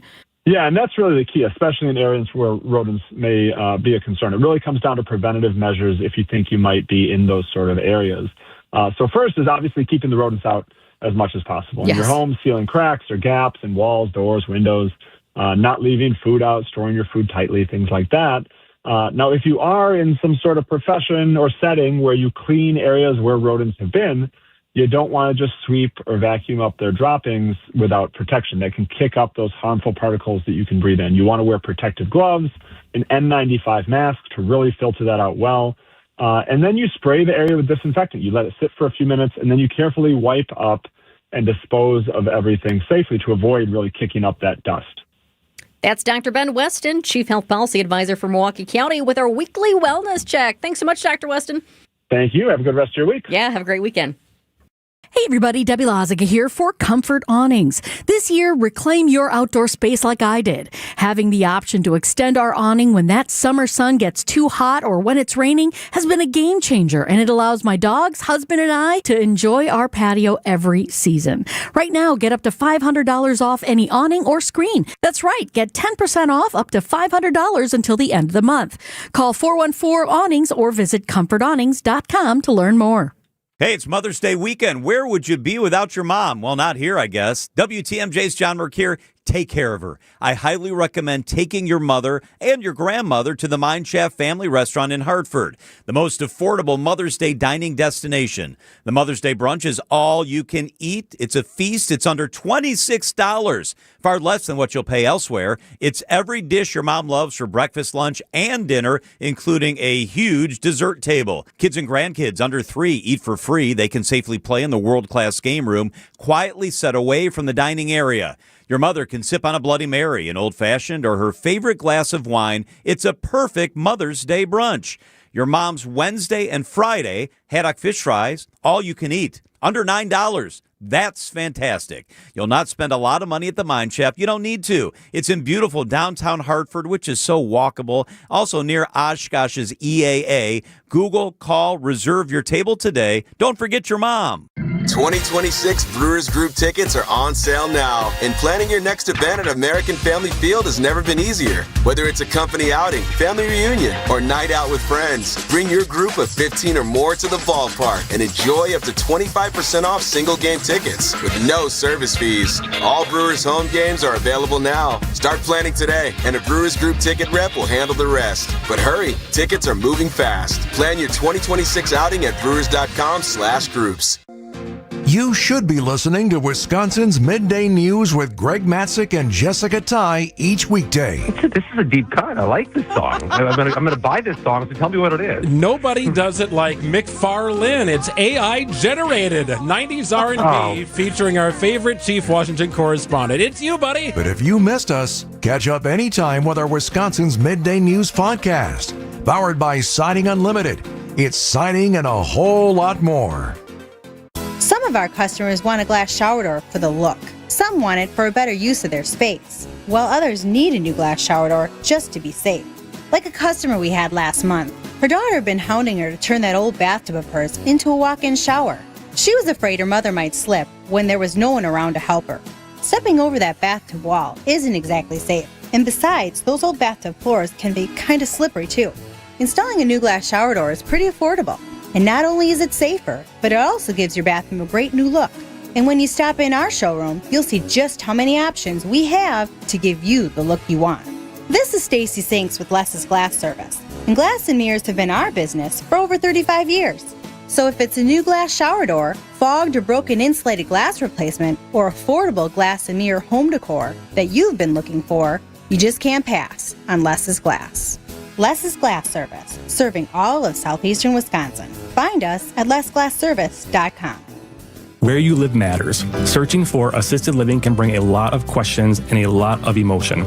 At the Wisconsin Assisted Living Association, we believe you need a clear, complete picture without pressure. That's why we partnered with the American Seniors Housing Association on whereyouLiveMatters.org, a one-stop destination with unbiased information to help you understand your options and connect directly with providers in your area. No confusion, just tools that help you take the next step with confidence. Start your research today at whereyouLiveMatters.org. Brew Crew Tuesdays are back on May 12th. Curio sends it deep to left, and there she goes. Catch the Brewers on local TV as they play the San Diego Padres. Yelich launches one deep right center field. Forget about it. Oh my goodness, third deck. Brew Crew Tuesdays are presented by Construction Business Group. Tune in May 12th at 6:40 on Fox 6 in Milwaukee, or check your local listings to watch the game. WTMJ, W277CV, and WKTI HD2 Milwaukee from the Annex Wealth Management Studios. This is News Radio WTMJ, a Good Karma brand station. Your trusted and relevant source for news, sports, traffic, and weather. We are Wisconsin's radio station. News Radio 620, WTMJ Milwaukee. It's 2 o'clock. This is Wisconsin's Midday News for Thursday, May 7th. I'm Jessica Ty. Your top story, pushing back on the food truck curfew. I'm Adam Roberts. Another hantavirus case confirmed on that cruise ship. Mainly clear tonight. Frost is possible inland. We have a low of 40 near the lake tonight, 36 inland. Tomorrow, partly cloudy with a slight chance for rain, high of 64.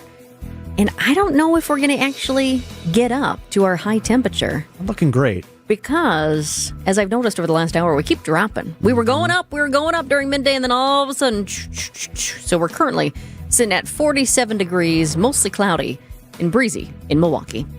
From the WTMJ Breaking News Center, food truck owners are taking a stand over Milwaukee's food truck curfew. The Wisconsin Institute for Law and Liberty is suing the city on behalf of Abdal Ishmael, who owns and operates Fatty Patty, challenging a rule that now requires vendors downtown to close by 10 p.m. The conservative legal group and Ishmael argue the earlier closing time cuts into business and unfairly limits when food trucks can operate. Milwaukee Alderman Bob Bauman says they put the curfew in place to address safety concerns in entertainment districts, especially on Water Street. The new food truck curfew goes into effect on Saturday. Nazir Spencer, WTMJ News. A sixth case of the hantavirus has been confirmed from the cruise ship where the virus has spread. The World Health Organization says they're doing what they can to contact those who were on that ship and treat those who got sick. So far, 3 people have died, and health experts say this is a strain of the hantavirus called the Andes strain that could transmit between humans. ABC News contributor and epidemiologist Dr. John Brownstein explains. Is unusual because there's person to person, but you need that close, sustained contact. So the cabin mates of the ship, household members, caregivers, healthcare workers, those are the ones that are at risk, not the general public. And I really want to assure people that this is not something that most people need to be concerned about right now. And health officials stress that this strain is not as contagious to humans as something like COVID-19.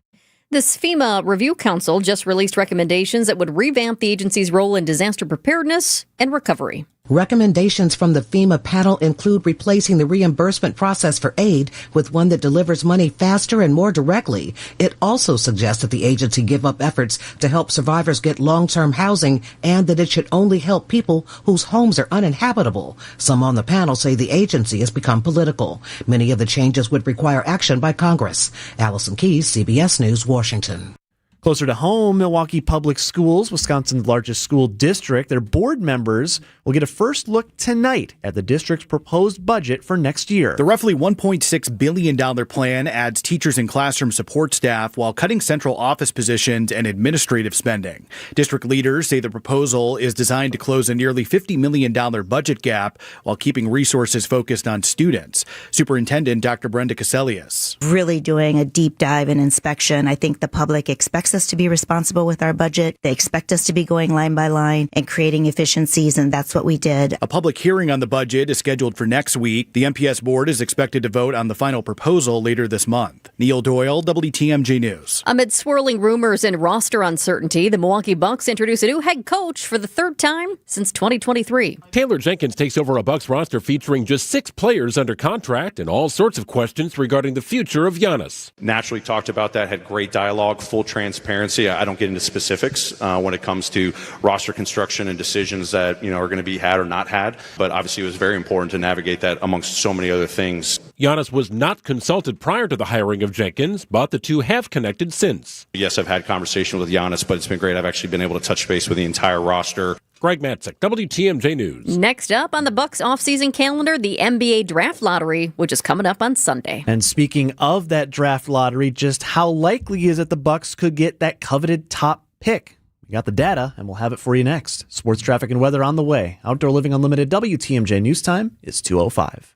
Recently, a seller that unfortunately ended up choosing another agent called me. She said she made a mistake, and what she was expressing to me sounded like she kind of was bullied into signing with him. Is it typical? Not always, but it will never happen when you hire a Century 21 Benefit Realty agent. I want our agents to be able to look in the mirror and say, I'd want to work with me. Not because they're good at saying what you want to hear or offer the lowest commission, but because of trust. Because if you're not feeling that from your agent, that's a problem. And I don't want that. At 1.9% on the listing side of your sale with our commission capped at $19,000, Century 21 Benefit Realty leads with a very fair and transparent commission structure with maximum marketing that can get your home sold fast and for the best price. And saving money matters, but working with someone who'll tell you exactly what you need to know up front, that creates trust. And that matters too. This is Angela Calais with Century 21 Benefit Realty, benefit-realty.com, where you pay less for full service. Each office is independently owned and operated. What do you see? A duck or a rabbit? Ben? Look here. Do you see a vase or two faces looking at each other? What are you doing? Showing some of my favorite optical illusions. Why? To introduce our newest sofa. Ah, yes. The new Russell apartment sofa. Penny Mustard's greatest optical illusion yet. How so? The Russell appears to be the perfect pint-sized sofa to fit any small living space. Yeah? But behold, 3 adults can still easily sit together without feeling cramped. No way. Oh, ye of little faith. Arvid, you sit on this side of me. Okay. And Nicole, you sit here. Fine. See? Wow, you're right. This sofa doesn't look big enough to hold all of us. But it does. It's pretty comfortable, too. Seeing is believing. You know this is radio, right? Just squint your ears, you'll see it. The new Russell apartment sofa, starting at $20.81 at Penny Mustard. Showrooms in Milwaukee and Chicago. PennyMustard.com. Better versions of what people want. Penny Mustard Furnishing. Traffic is sponsored by Design Exchange in Heartland and Pewaukee. Design Exchange is where discerning buyers with discriminating tastes come to find premium home decor on consignment at 25 to 40% off retail prices in Heartland and Pewaukee. Time for a WTMJ Sports Update from the Gruber Law Office's One Call That's All Sports Desk. We heard a few moments ago from new Bucs head coach Taylor Jenkins, and as he gets situated, now the focus shifts to the future of Giannis Antetokounmpo in Milwaukee. Co-owner Jimmy Haslam was in town for Jenkins' introductory event at the Art Museum yesterday and raised some eyebrows when he said a decision on Giannis' future is expected before the start of the NBA draft in June. Sometime over the next 6 or 7 weeks, we'll decide whether Giannis is going to sign a max contract and stay with us or he's going to play somewhere else. And John and Taylor, and along with Wes and myself, will make that call, and we understand the gravity of that call. Haslam adds the decision is being impacted by plans for the NBA draft lottery, which is coming up this Sunday. ESPN projecting the Bucs have about a 3% chance to earn that top overall selection. The Brewers off today following a 3-2 road trip. Jacob Mizorowski will get the start for the Crew tomorrow as they open a series against the Yankees at American Family Field. You can catch it here on your home of the Brewers, WTMJ. And if you like Sunday night football, how about it for college? Wisconsin, the Badgers set to play Notre Dame on September 6th to open their season this year. And it's going to be a Sunday night tilt at Lambeau Field, 6:30 p.m. kickoff under the lights in Green Bay for the Badgers and Fighting Irish. Badger Sports Updates are sponsored by Siding Unlimited. It's siding and a whole lot more. Slight chance of rain tonight, 100% chance of construction. If we didn't have construction right now, we wouldn't have anything to worry about on the roads because there are no crashes right now, no disabled vehicles out of the system either, just slowing in our construction zone, specifically on 94, both eastbound and westbound around American Family Field, as well as 4145 north around Mayfair. 100% chance of construction. Possible chance of frost tonight, depending where you are. We do have a frost advisory for all of southeast Wisconsin. It goes into effect at 1 a.m. overnight, runs until 8. So if you got the plants outside, cover them up, bring them in, do what you have to do. A low around 36, 40 degrees lakeside. Then partly cloudy on Friday with a high of 64, 70 on Saturday, mostly sunny. Your Mother's Day will be a bit cooler Sunday, but still sunny, a high of 60, 55 on Monday. We mentioned at the top of the hour news, we're falling in temp a bit right now, 48 degrees with breeze and clouds in Milwaukee at 209. Live from the Annex Wealth Management Studios in downtown Milwaukee, it's Wisconsin's Midday News, making stories come to life. Now, here are your hosts, Jessica Ty, and in for Greg Matzik, it's Adam Roberts. I was really surprised when we were talking with TMJ4 Chief Meteorologist Brian Wisnansky during our last hour that he said some people saw sno this morning. Just a little bit, but some of you saw snow. A couple of our fans wrote in too, said snowflakes west of Waukesha around 8:30 a.m. And so this has me thinking about Greg Matzik and our team out working in the 100 holes of golf today for the MAC Fund, and I hope Greg brought a pullover. I can't even imagine what his arms are going to feel like tomorrow. All for a great cause, though. He is out doing the ringer, raising money for the MAC Fund. Let's get to the news. Here's your top 2 at 2 on Wisconsin's Midday News. Number 1, a major milestone in the beagle release at Ridgeland Farms. One of the lead rescue groups says its work is now complete. Big Dog Ranch Rescue out of Florida has pulled its final batch of dogs from the breeding and research facility in Dane County. Big Dog purchased 1,000 beagles from Ridgeland. I traveled to Marshall yesterday where the beagles get checked out, vaccinated, and microchipped before leaving for the rescue. I was with Lori Simmons, who's the founder of Big Dog, as her group's final pups, the final 30, were being removed from Ridgeland. A lot of people are concerned about the dogs that were not purchased. That's about 500. Ridgeland Farms tells me it's in the midst of finalizing arrangements for the remaining dogs. And I asked Simmons if she's confident those dogs will go to a rescue too. They know we want them. They know we're not giving up on them. And if we can't get them out the right way, this way, the most structured, safest way, I am very confident the federal government and RFK's team is going to very soon pull that trigger and say no more testing on animals. The Center for Humane Economy is also part of this deal. They purchased 500 dogs from Ridgeland, and their team will start removing beagles on Monday. But it was really interesting to see, and this was just a big day. I mean, really a pivot point. You've got this one rescue group who now has done its work. At least for the meantime, you're going to have a couple of days here where nothing is going on really. And then on Monday, where the Center for Humane Economy comes in. We took a bunch of pictures while we were out there as well, and some video too, so you can really see the setup. I mean, this is a well-oiled machine. When Big Dog comes in, they have done this before across the country.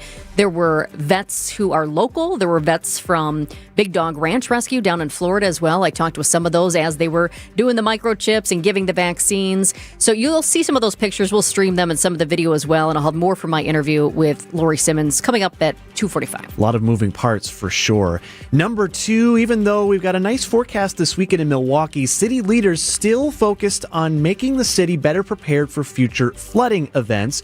After our recent record rains in April, today a first for the Milwaukee area as leaders and officials representing Milwaukee County, the city, and the Metropolitan Sewerage District convene their first meeting of the combined Flood Mitigation Task Force.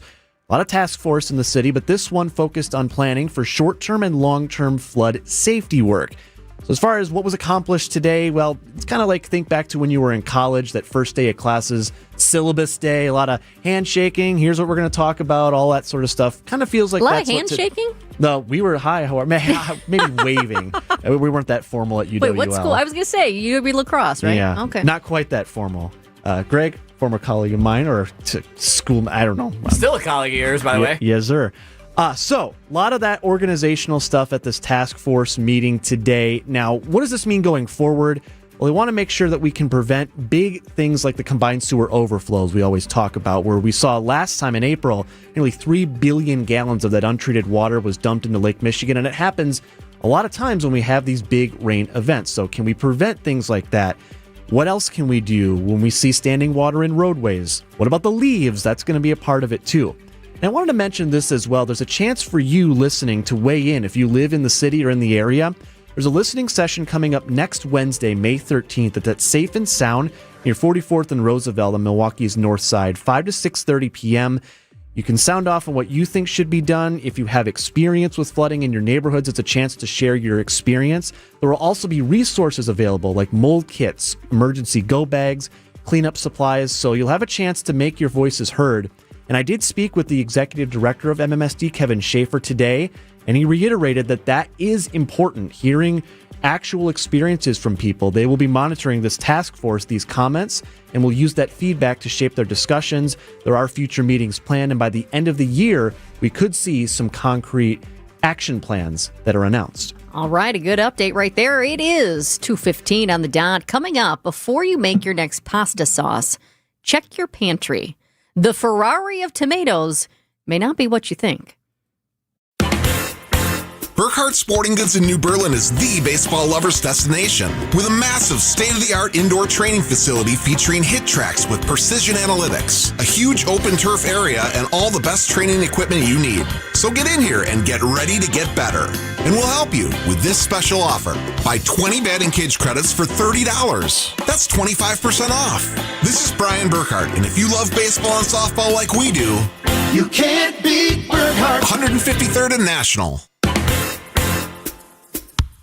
If you plan on draining buzzer beaters, the place to start is Burkhardt, where you'll find a great selection of residential basketball hoops from the best brand, Gorilla. We'll handle the installation and take care of everything to make it easy from start to finish. And right now when you buy from Burkhardt, standard hoop installation is half price. You can't beat that. This is Brian Burkhardt, and when you love basketball like we do, you can't beat Burkhardt. Wisconsin weather doesn't ease into spring. It keeps you guessing. That's why your windows and doors need to handle everything. At Pella Windows and Doors of Wisconsin, we build for year-round comfort. Get the look you want for the home you love with 0% financing options available. So you can upgrade now and pay over time. Plus, enjoy a free in-home consultation, expert installation, and a 10-year limited warranty. Schedule today at PellaWI.com. Certain restrictions apply. It's 5/31/2026.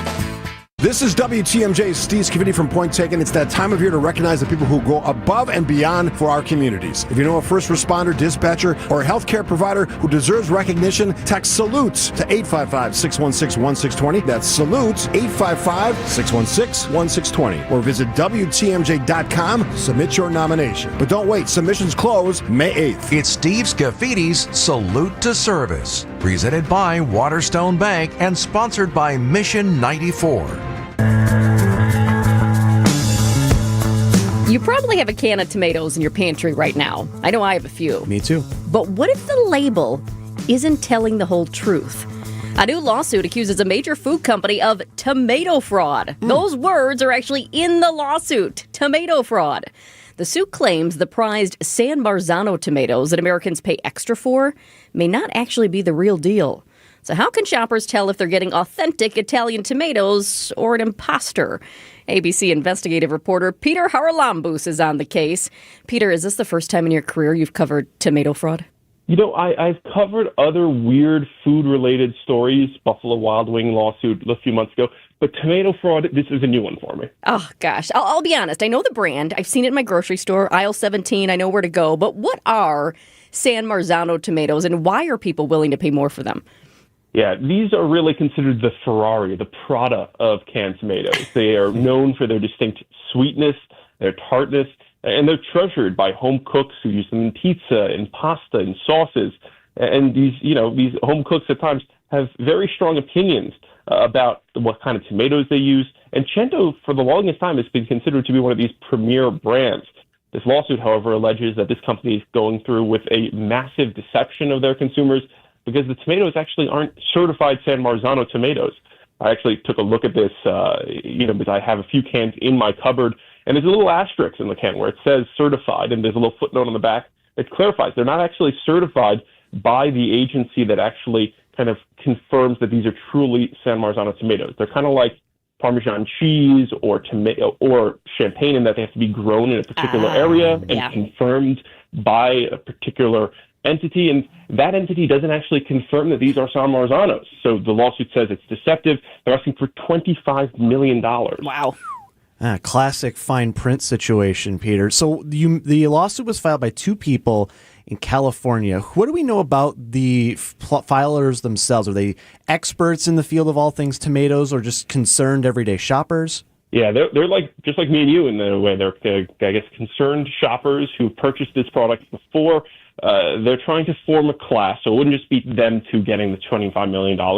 And I'll note that there have been similar lawsuits in the past that have been unsuccessful for similar plaintiffs. Cento argues their tomatoes are grown in the right part of Italy using the right methods and have the right certification just from a different third party. So a judge in New York in 2020 said that at the end of the day, this isn't what a regular consumer would expect and threw out a very similar case. So, we'll see how it goes. Cento is standing by their food, but they're pushing back against this lawsuit as akin to libelous, and they're saying they still produce the best quality of tomato on the market. Peter, could this lawsuit have broader implications for other imported premium foods? And I put premium in quotes.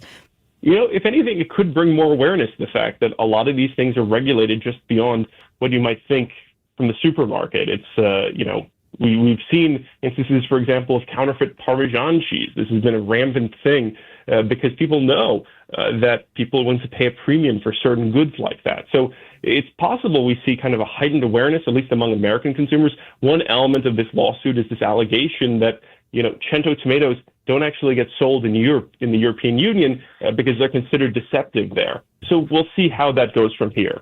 And it's interesting, too, because I was just talking with one of our teammates here who is also an expert in all things tomatoes, and we brought up the point that it really does feel like, especially given how concerned people are with prices at the grocery store right now, we're in this era where you can just slap a premium label on anything and it automatically upcharges by 75 cents to $1, and that does add up in some cases. Do you feel like we're in that era where that labeling can outpace the actual quality difference?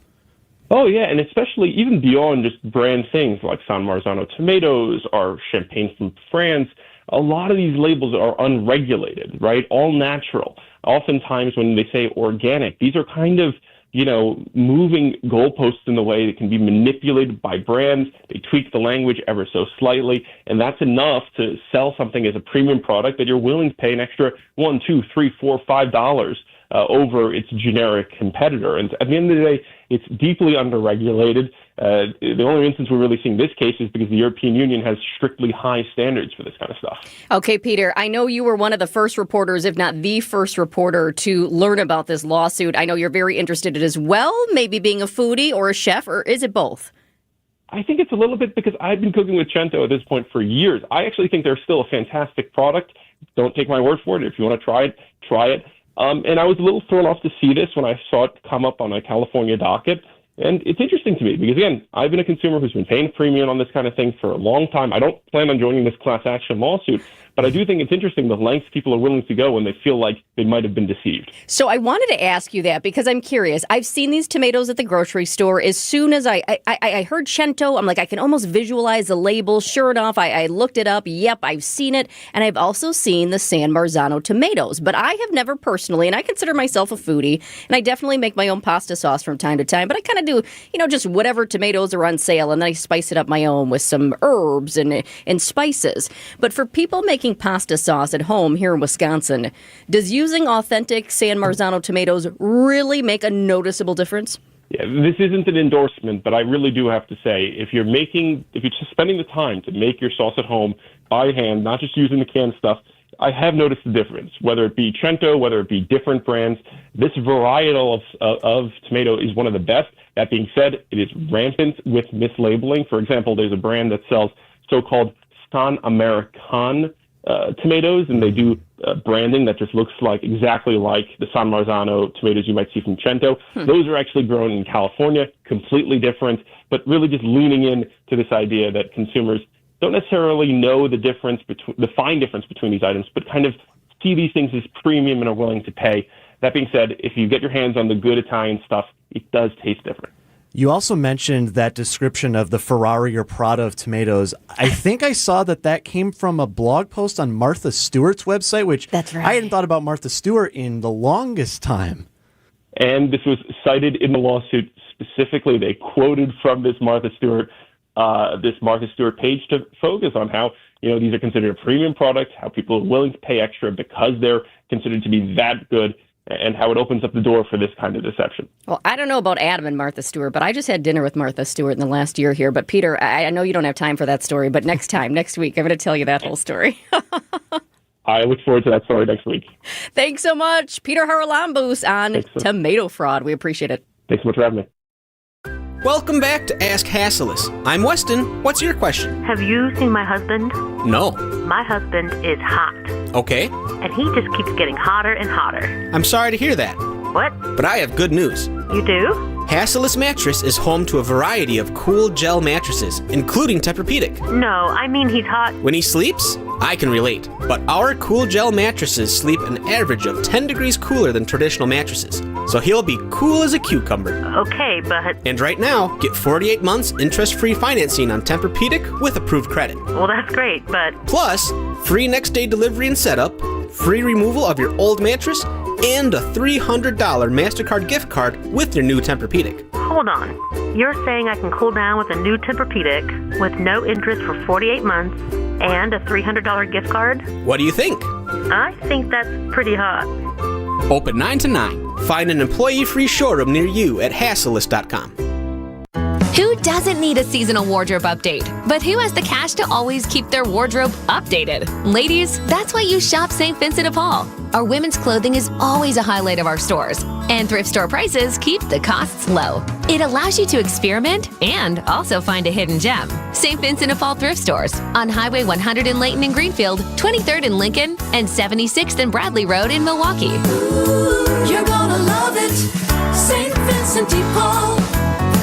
For those with a warm weather fashion, try St. Vincent de Paul thrift stores, because that's where you'll find a vast array of men's, women's, girls, and boys' warm weather apparel at the friendliest prices. So many choices, and at such a value. You can fill the closet without draining your wallet. Shop warm weather fashions at St. Vincent de Paul thrift stores on Highway 100 in Layton and Greenfield, 23rd in Lincoln, and 76th and Bradley Road in Milwaukee. You're gonna love it, St. Vincent de Paul. We've got breaking traffic news right now. I-94 East is closed at Wisconsin 83 because of a fire. Adam, looks like this is a semi possibly on fire here. It is a mess. Yeah, absolutely. We've got multiple squads, multiple ambulances. In fact, looks like they've got the hoses working on it right now. So just a few seconds ago, this truck was fully engulfed in flames. We've got some images that have been coming in from our friends at the Department of Transportation. But yeah, it is an absolute parking lot right now. This is I-94 right near, as you said, Highway 83. You are not going to be able to get through there right now. We've got semis and cars stopped right now. There is a lot of smoke with this as well. I think they may have just put out the actual flame itself because now we've got sort of that gray smoke mixing in with the black. But if there is black smoke, that still would indicate some of that truck is on fire. And if you're coming from the other way as well, I want to add, if you're heading the opposite direction, that smoke is blowing over with the wind into that side of traffic as well. So all in all, just a mess right now. It is a freeway closure heading east. Westbound, you're free to come through, but be mindful that smoke is very, very thick. And here's the deal with this. I mean, oftentimes you have a car fire, and as long as the fire department can get out there quickly, they put it out quickly, and it looks like they're doing that, but this is not just a car. You're talking about a semi that's on fire, and the smoke is just billowing up into the air. And as you said it, Adam, it is definitely impacting traffic westbound as well. But heads up for you right now, I-94 East is closed at Wisconsin 83 because there's a semi on fire. It's 2:28.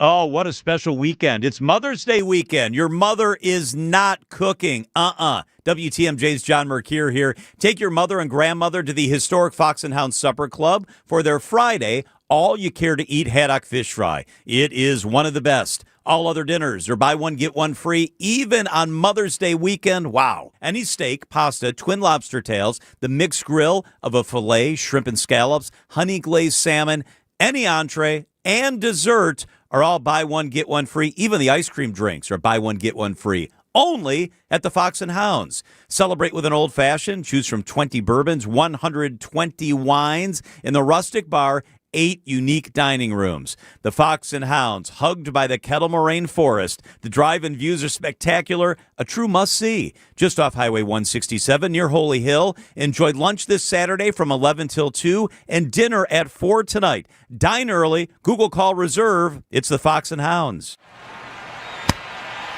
Hey, y'all. It's the Rocket Roger Clemens here. Spent a lot of time pitching heat. Years later, the pain in my joints remind me of those days, but I'm not looking to sit still, and I definitely am not interested in going under the knife. That's why I chose QC Kinetics. Not just for elite retired athletes. QC Kinetics gives everyday folks joint pain relief using regenerative treatments that work with your body to help repair joint damage. No surgery, no long recovery, whether it's your knees, hips, shoulders, or back. My friends at QC Kinetics will help you get moving again so you can get back to doing the things you love. QC Kinetics medical professionals will look at your x-rays or MRI to determine if you're a good candidate. I trusted QC Kinetics to help me feel like myself again, and I'm proud to recommend them to you. Call QC Kinetics today and schedule your free consultation. Call QC Kinetics, 414-667-5559. That's 414-667-5559. 414-667-5559. ABC News, I'm Chuck Severson. The man who admitted to a firebomb attack at a pro-Israel demonstration in Boulder, Colorado last June has been sentenced today by a Colorado judge to life in prison plus hundreds of years in the state case against him. A dozen people were injured in the firebombing attack, and an 82-year-old woman later died from her injuries. He threw Molotov cocktails at a group of marchers on Boulder's Pearl Street Mall who were demonstrating for the release of Israeli hostages last year. ABC's Alex Stone. A third round of U.S.-mediated talks between Israel and Lebanon will take place next Thursday and Friday in Washington, says an Israeli official to ABC News. Sources tell ABC News that the U.S. and Iran are negotiating a smaller agreement. Iran would open up the Strait of Hormuz while the U.S. ends a blockade of Iranian ports. Tennessee, Republican lawmakers approving a new map to carve up a majority black House district in Memphis to the Republicans' advantage for the November midterm elections. This is ABC News. Outdoor Living Unlimited, WTMJ News Times 2:31. A Milwaukee public school teacher is under arrest, accused of punching a student. Milwaukee police say the incident happened around noon on April 29th at Engelberg Public School. The actions by the 33-year-old female teacher caused the student pain, according to police. She was arrested on Monday. Criminal charges are expected to be referred to the Milwaukee County District Attorney's Office. In a letter sent to families and staff, MPS says the district immediately contacted police and Child Protective Services after receiving reports of the incident. School officials say the employee is no longer working in MPS schools while investigations continue. Nazir Spencer, WTMJ News. A man from Madison now facing felony charges for allegedly hitting and killing a construction worker. Prosecutors say 42-year-old Michael Martin of near Stoughton Road and Buc-ee Road on Madison East Side was there around 10 p.m. April 30th when witnesses say Martin was seen running all over the cones in the construction zone, eventually hitting a construction worker who was putting out the cones and then driving off.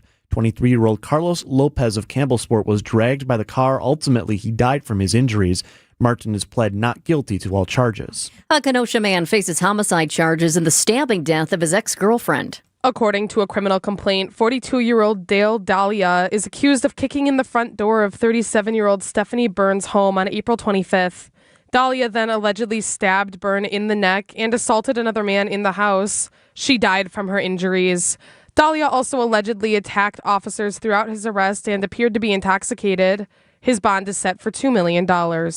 Elizabeth Linton in WTMJ News. Decision, Wisconsin. Another Republican lawmaker in the Milwaukee suburbs planning to step down. State Representative Jessie Rodriguez of Oak Creek says she's not seeking re-election after more than a decade in the state legislature. In a statement, Rodriguez says the job has been rewarding but demanding, and she wants to spend more time with family. Her retirement adds to a growing list. She's now the 9th Assembly Republican choosing not to run again this fall. The GOP currently holds a 54 to 45 majority in the state assembly. Neil Doyle, WTMJ News. Meanwhile, Republican Representative Bob Donovan announcing today that he will run for re-election. There's a new effort to help people clean up neighborhoods in Milwaukee. City alders announced free yard waste bags will be available at locations across the city, and it's all part of the Big Clean Milwaukee initiative. Milwaukee Alderman Russell Stamper. This effort is community-driven, proactive, and focused on helping residents take ownership of their neighborhoods. This is separate from the Department of Public Works' proposed collection of leaves. This is about giving people tools and resources now to help keep Milwaukee clean. Stamper says 20,000 bags will be given out at libraries, fire stations, and community organizations.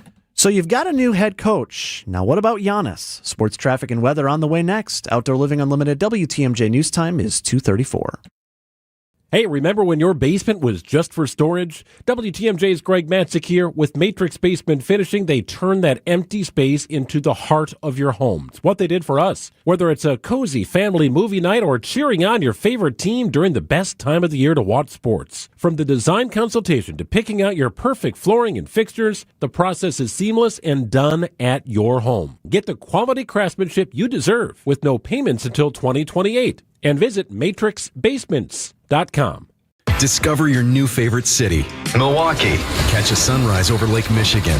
Sip your way through craft breweries and dive into a dining scene that's turning heads. From museums and music to thrilling sports teams and buzzing nightlife, Milwaukee delivers all season long. Good things are always brewing on the Fresh Coast. The expert guides at visitmilwaukee.org have everything you need to fully plan every detail. Whatever it is you'd like to do in Milwaukee. Plan your trip today at visitmilwaukee.org. Mark Reinhardt is IT manager at ACS Group. Mark, your company has had business technology from James Imaging Systems for years. Right out of the blocks, would you recommend James to others? Yes, I've had nothing but a great experience with James Imaging Systems, and I would definitely want to share that with others. A great experience in what way? I think it's just a personal touch. They actually listen to our needs, walking our business, and finding out what solutions we need to do our job better. James Imaging Systems, AI-driven workflow automation, security enhancements, and digital transformation, adding up to more bang for your business technology dollar. Yeah, we are absolutely getting a return on investment on the dollars we're spending with James Imaging Systems. Mark, safe to say ACS Group is happy? Very happy with James Imaging Systems. People are smiling. Put a smile on your face with James Imaging Systems, your local business technology partner. Call 262-781-7700 or visit jamesimaging.com. Time for a WTMJ Sports update from the Gruber Law Office's One Call That's All Sports desk. A well-deserved off day for your Milwaukee Brewers today. A home series begins tomorrow against the Yankees at American Family Field. Brewers getting some key bats back in the lineup late in their road trip, including both Jackson Chourio and Andrew Vaughn. General Manager Matt Arnold happy about it on Wisconsin's Morning News today. You saw Chourio, it feels like that guy could just roll out of bed and hit you a double. I mean, it's incredible what he can do with the bat and just the energy that he brings. And same with Vaughn with the huge 3-run homer yesterday. Just putting the team on his back there was when we needed it was awesome. While it's still early, the NL Central, undoubtedly the best division in baseball. Milwaukee 19-16, 5 games back of the upstart Cubs with 25 wins early in the season. Again, the Brewers and Yankees tomorrow night at American Family Field. The Miz, Jacob Mizorowski, scheduled to get the start. Bucs co-owner Jimmy Haslam says he would like to have Giannis Antetokounmpo's future sorted out before next month's NBA draft. Haslam making the comments during an introductory event for new Bucs head coach Taylor Jenkins on Wednesday. If Giannis does play somewhere else, then we ought to get a lot of assets, and that's John's job to do it. If he's here, then you build the team differently. And I think that's all it's necessary. I just want to stress, though, that our relationship with him, despite what is reported by certain ESPN writers, is very positive. Your guess who that reporter is. The Bucs can offer Antetokounmpo a 4-year, $275 million contract extension in October, which if he does not sign means he'll become a free agent after next season. Let's get you an update on the roads right now with your WTMJ Time Saver traffic. An important update here in Waukesha County. I-94 East remains closed at the ramp from Wisconsin 83 because of a semi-fire. I will say the situation is better than it was when we checked in with you about this right before 2:30. The flames are out. No smoke is billowing into the sky anymore. I see a little bit of smoke, just a little bit kind of coming out of the semi there. But for the most part, emergency crews, the fire department has this fire under control. However, no traffic is moving through right now. So it is just everybody stopped. I-94 East at the ramp from Wisconsin 83 because of this. So you've got traffic backing up on that side. And traffic is very slow going as well on the other side because you have people who are headed westbound just looking, saying what's going on over there. So we will let you know as soon as this clears up. Hopefully in the next couple of minutes, they'll at least get one lane moving. But right now, I-94 East remains closed at Wisconsin 83. Your WTMJ forecast. Watch out, flowers. Tonight's not going to be a good one for you guys. Frost possible across the area. We have a frost advisory taking effect at 1 a.m. bright and early across southeast Wisconsin. 36 your overnight low. We'll be a little closer to 40 degrees near the lake, but as you heard from Chief Meteorologist Brian Niznansky earlier on Wisconsin's Midday News, doesn't have to hit 32 for frost to form. You want more info? Check out the Midday News podcast. 64 degrees on Friday, though. Nice day in store. 70 and sunny on Saturday. More sun Sunday for Mother's Day, but a high of 60, 55, and sun on Monday. Right now, it's 48 degrees in Milwaukee at 2:39.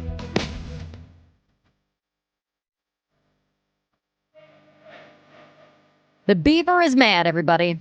Uh-oh. This is a David and Goliath battle in federal court. A new lawsuit pits a well-known beaver, who we've talked about a lot here in Wisconsin lately, against a bear. Our good friend ABC's Jim Ryan explains. Buc-ees, the Texas-based chain of gargantuan gas station specialty stores, is very protective of its name and image.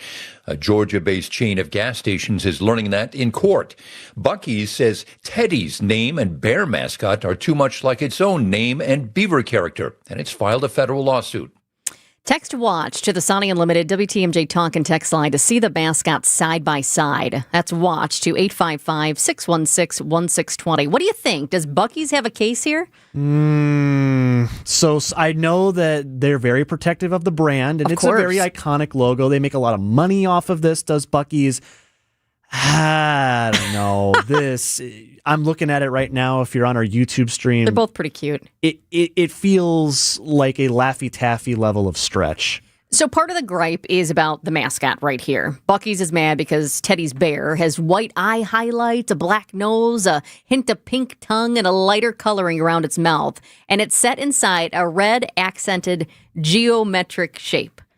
The other part of the gripe is about the chain's name. According to court records, Buc-ees and Teddy's, I feel like this is a stretch, are 2-syllable, 6-letter possessives ending in an ease sound.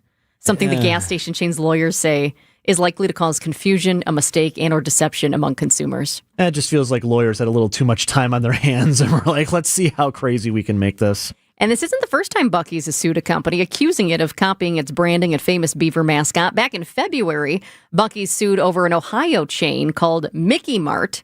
Mickey Mart features a smiling cartoon moose within a red hexagon as its logo. I think the more interesting thing I'm learning is just how many gas station chains have some sort of animal as their logo now. So here's the thing. This also reminded me there is a similar battle going on right now up in Door County. In fact, let's throw those logos up for you. Wild Tomato Pizza is suing Wild Man Pizza. Both are located in Door County. Wild Tomato has locations in Sister Bay and Fish Creek, and then Wild Man is down in Sturgeon Bay. Wild Tomato, very well known up there. It's been around for a long time. I've been up there a couple times at Wild Tomato. Have never been to Wild Man in Sturgeon Bay, however.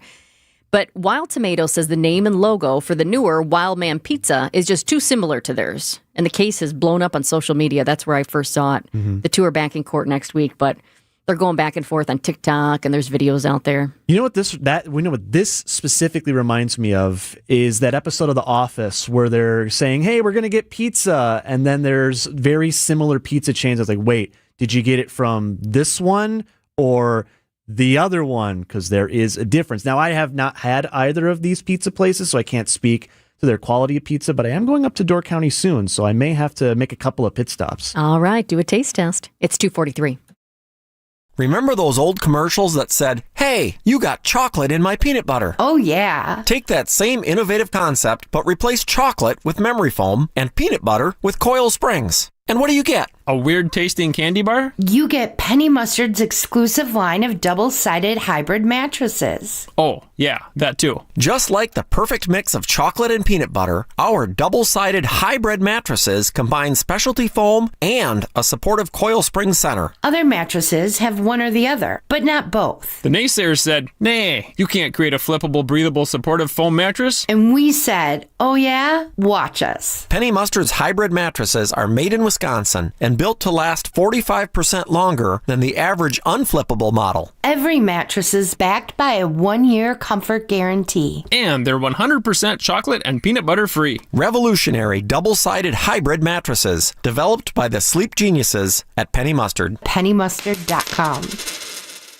Treat your mother to Mineshaft Restaurant's all-you-can-eat, super affordable Mother's Day brunch. Kids and grandkids under 3 eat free. The Wednesday and Friday haddock fish fry is all you can eat and under $9. The Mineshaft Restaurant in downtown Hartford. Google and reserve today.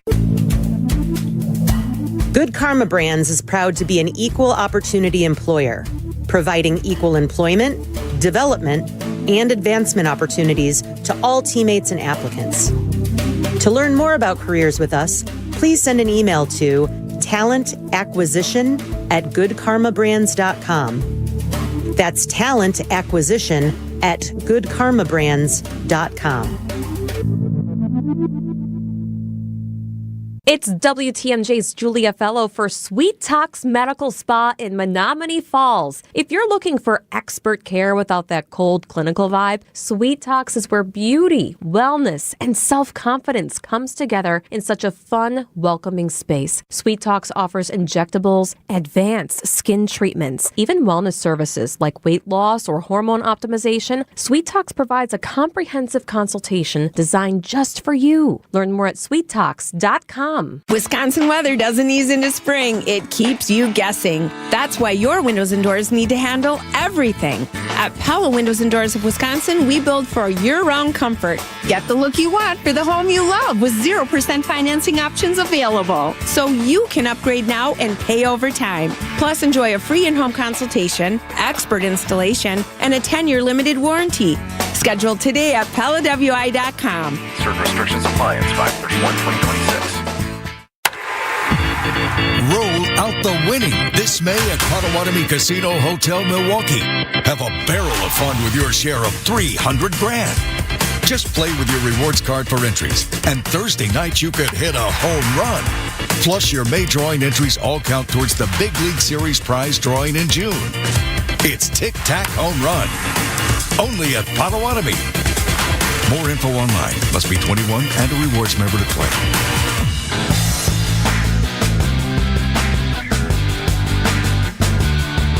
If you're just joining us, there's a major update in the beagle release at Ridgeland Farms. One of the main rescue groups just wrapped up its part of the effort. Big Dog Ranch Rescue out of Florida has removed 1,000 beagles from the controversial breeding and research facility in Dane County. I went up to Marshall, Wisconsin yesterday, where the dogs are checked, vaccinated, and microchipped before leaving for their new locations. You can see pictures of all that by texting WATCH to the WTMJ Talk and Text line. That's WATCH to 855-616-1620. During my time in Marshall, I talked with the founder and CEO of Big Dog Ranch Rescue, Lori Simmons. We discussed the deal, the dogs, and what's next as volunteers dropped off dozens of beagles around us. Your organization is taking in hundreds of these dogs. You've been here for, 10 days, I think it is. How significant is this moment for you and Big Dog Ranch Rescue? It's incredibly heartwarming to see these dogs come out of living in a building their whole life into being able to run free on grass and watch them flourish and know that they're going to have a brighter future and going to the loving arms of families.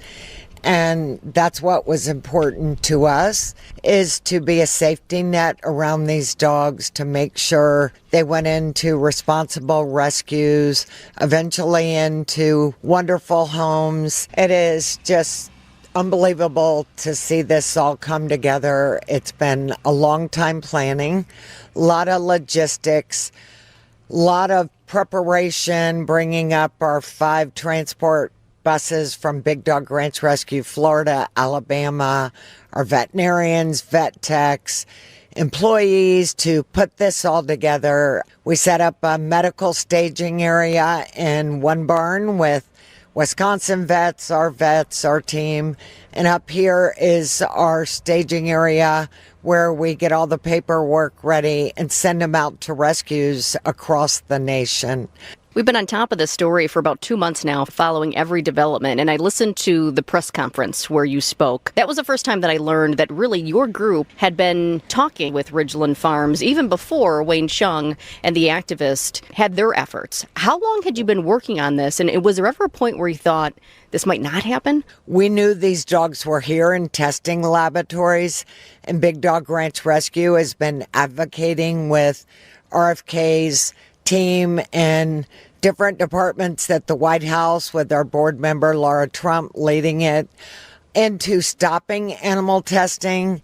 But when the activists brought to light all of the cruelty charges, all of the history of everything that's gone on, we needed to act. We wanted to make sure these dogs got out in a responsible, safe way into the right homes, the right rescues that would make sure they got the time to decompress, whatever they needed, learn to walk on a leash, be spayed and neutered. So we wanted it to be an organized, structured removal of these dogs. And we have been working on it for quite a long time. And I'm just so thankful that it all came together for the dogs. Why do you think it did come together? I think we didn't give up. We were very, very persistent. We weren't going to take no for an answer. We had a lot of wonderful people, donors of Big Dog, other people that knew about it, that basically we all pooled our funds. And then I partnered with CHE, Wayne Pacelli's group, and we just kept working it until we got that, yes, we can do this. And then we started organizing and deploying our teams to get up here and get all this set up so it went efficiently, smoothly, least stress for the dogs. And we made sure every single one of the 1,000 dogs Big Dog Ranch Rescue has pulled out of Ridgeland had a safety net around them. meaning if it doesn't work out for the rescue or if they run into something they can't handle, we will take this dog back. 300 of the dogs are actually going to Big Dog Ranch Rescue's Florida campus. We're taking the seniors, we're taking the pregnants, we're taking the ones that are super shy and need extra work, and we'll work with them as long as it takes till they're ready for a home. Ridgeland Farms has consistently told me they have 2,000 dogs. So between your group and Center for a Humane Economy, that would mean there are about 500 dogs left. I know that there are some negotiations happening. Are you confident those other dogs will come out, that your group or another group will get them? What are you thinking about those remaining dogs? They know we want them. They know we're not giving up on them. And if we can't get them out the right way, this way, the most structured, safest way, I am very confident the federal government and RFK's team is going to very soon pull that trigger and say no more testing on animals. We need to stop this, stop the cruel torture of testing on animals throughout this country. We're a humane country. We shouldn't be doing things half-ass and backwards. And, we're asking RFK, pull that trigger. Let's switch it now. We just watched one of the dogs, one of the beagles, come in right here. Beagle's roaming around, touching the grass. When you see that beagle walking, and here comes another one, how are you feeling? This little baby's a senior. She's probably been breeding a long time. Hi, honey. Oh my gosh, she's going to my senior sanctuary down in Florida at Big Dog Ranch. All the seniors will go with me. I can't tell you how it feels when Wayne Pacelli and I took out the first 2 dogs out of that facility, and knowing that 1,000 dogs were coming out this week that Big Dog has done, and 500, and they're going to have a brighter future. They're going to have a loving family. I can't tell you how it feels. Something that we've all been fighting for, and to see it happen, and for these dogs, and watch them walk on grass for the first time and smell fresh air out of a building it's all worth it. The logistics behind this, the work, the money, the time, the effort we've all put in for every single one of these dogs, it is so worth it. There are people who are very passionate about the story. There are a lot of people who are right now going online and they want to adopt, they want to foster. I noticed on Big Dog Ranch Rescue's website that right there on the homepage, you now have something that says, help these dogs. What kind of response are you getting so far? We're getting a great response. And for every single person that's donated or is going to donate, this cost a fortune to put all this together, deploy our teams to care for these dogs.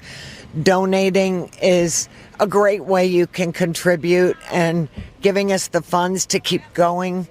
Ridgeland isn't the only one in our sites. There are so many more. There's 50,000 more beagles out there being in these facilities across America.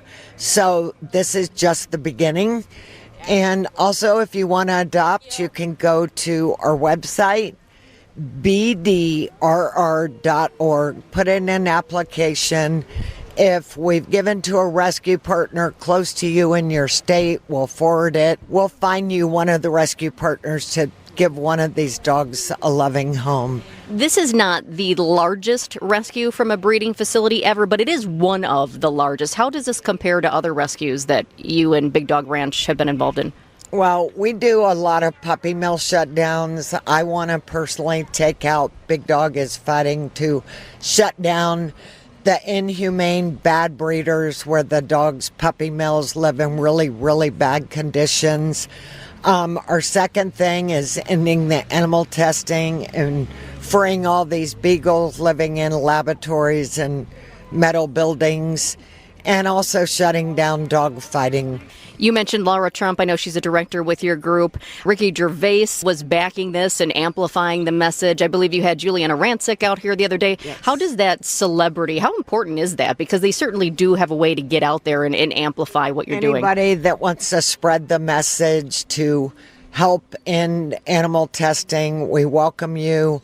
post it, put it on your Facebook, because so many Americans have no clue this is going on in our country. This was eye-opening for a lot of people. Let's stop testing on innocent animals. Let's shut down the dog fighters. We can win this war united together. I was just curious about the strategy, if there was a strategy as far as how you're getting the dogs out of Ridgeland, if it's something as simple as we're going into building A first, or we're getting the youngest dogs out first. I'm not allowed to disclose any of that per my contract, but I can say they open a building, tell us how many dogs, we go in and extract them ourselves. Have you been talking with your team down in Florida or in Alabama I know some of the dogs are already there as far as how they're adjusting? They're doing great. We have 12 trainers. They're working with all of them. We are cage-free. We're the largest no-kill shelter in the country. We're fortunate. We have 180 12 by 12 bunk rooms. It's like a bedroom. Each room opens to one of our 24 outside big giant synthetic grass play yards. They have pools to go in. So they've been grouping them with personalities and getting everybody roomed together. They said everything is going great. The dogs are starting to come out of their shell and seeking attention, which is a great sign. And we'll keep them as long as we need to till they're walking on a leash, they're accepting affection, and till they're ready to go home. We're talking with Lori Simmons, founder, CEO, and president of Big Dog Ranch Rescue. What have you witnessed as far as how these dogs are doing? I imagine every dog is a little bit different, but what are you ultimately seeing? What have your observations been throughout these last couple of days? I just think they're relieved. Having quiet, having just kind touches, being able to be outside in the sunshine. I think each and every one is excited and knows they're saved and they've got a bright future ahead of them. We have a lot of people, especially here in Wisconsin, who are very interested in adopting or at least fostering these dogs. What do you think those families should know about these pups? They're just going to need a lot of love, time, and patience. Ridgeland Farms has consistently said no abuse happens at the facility. Is there anything you can tell us about what you have seen inside Ridgeland Farms? I am not allowed to comment on any of that. I signed away my freedom of speech, and I can't comment. Wisconsin's Afternoon News coming up next. Struggling to provide for your family is a real thing, like having to choose between feeding them a warm meal or paying the utility bill. These are the choices many Milwaukee residents are faced with, which is why they turn to St. Vincent de Paul Society's meal program for help. Our meal program has been a consistent resource for those in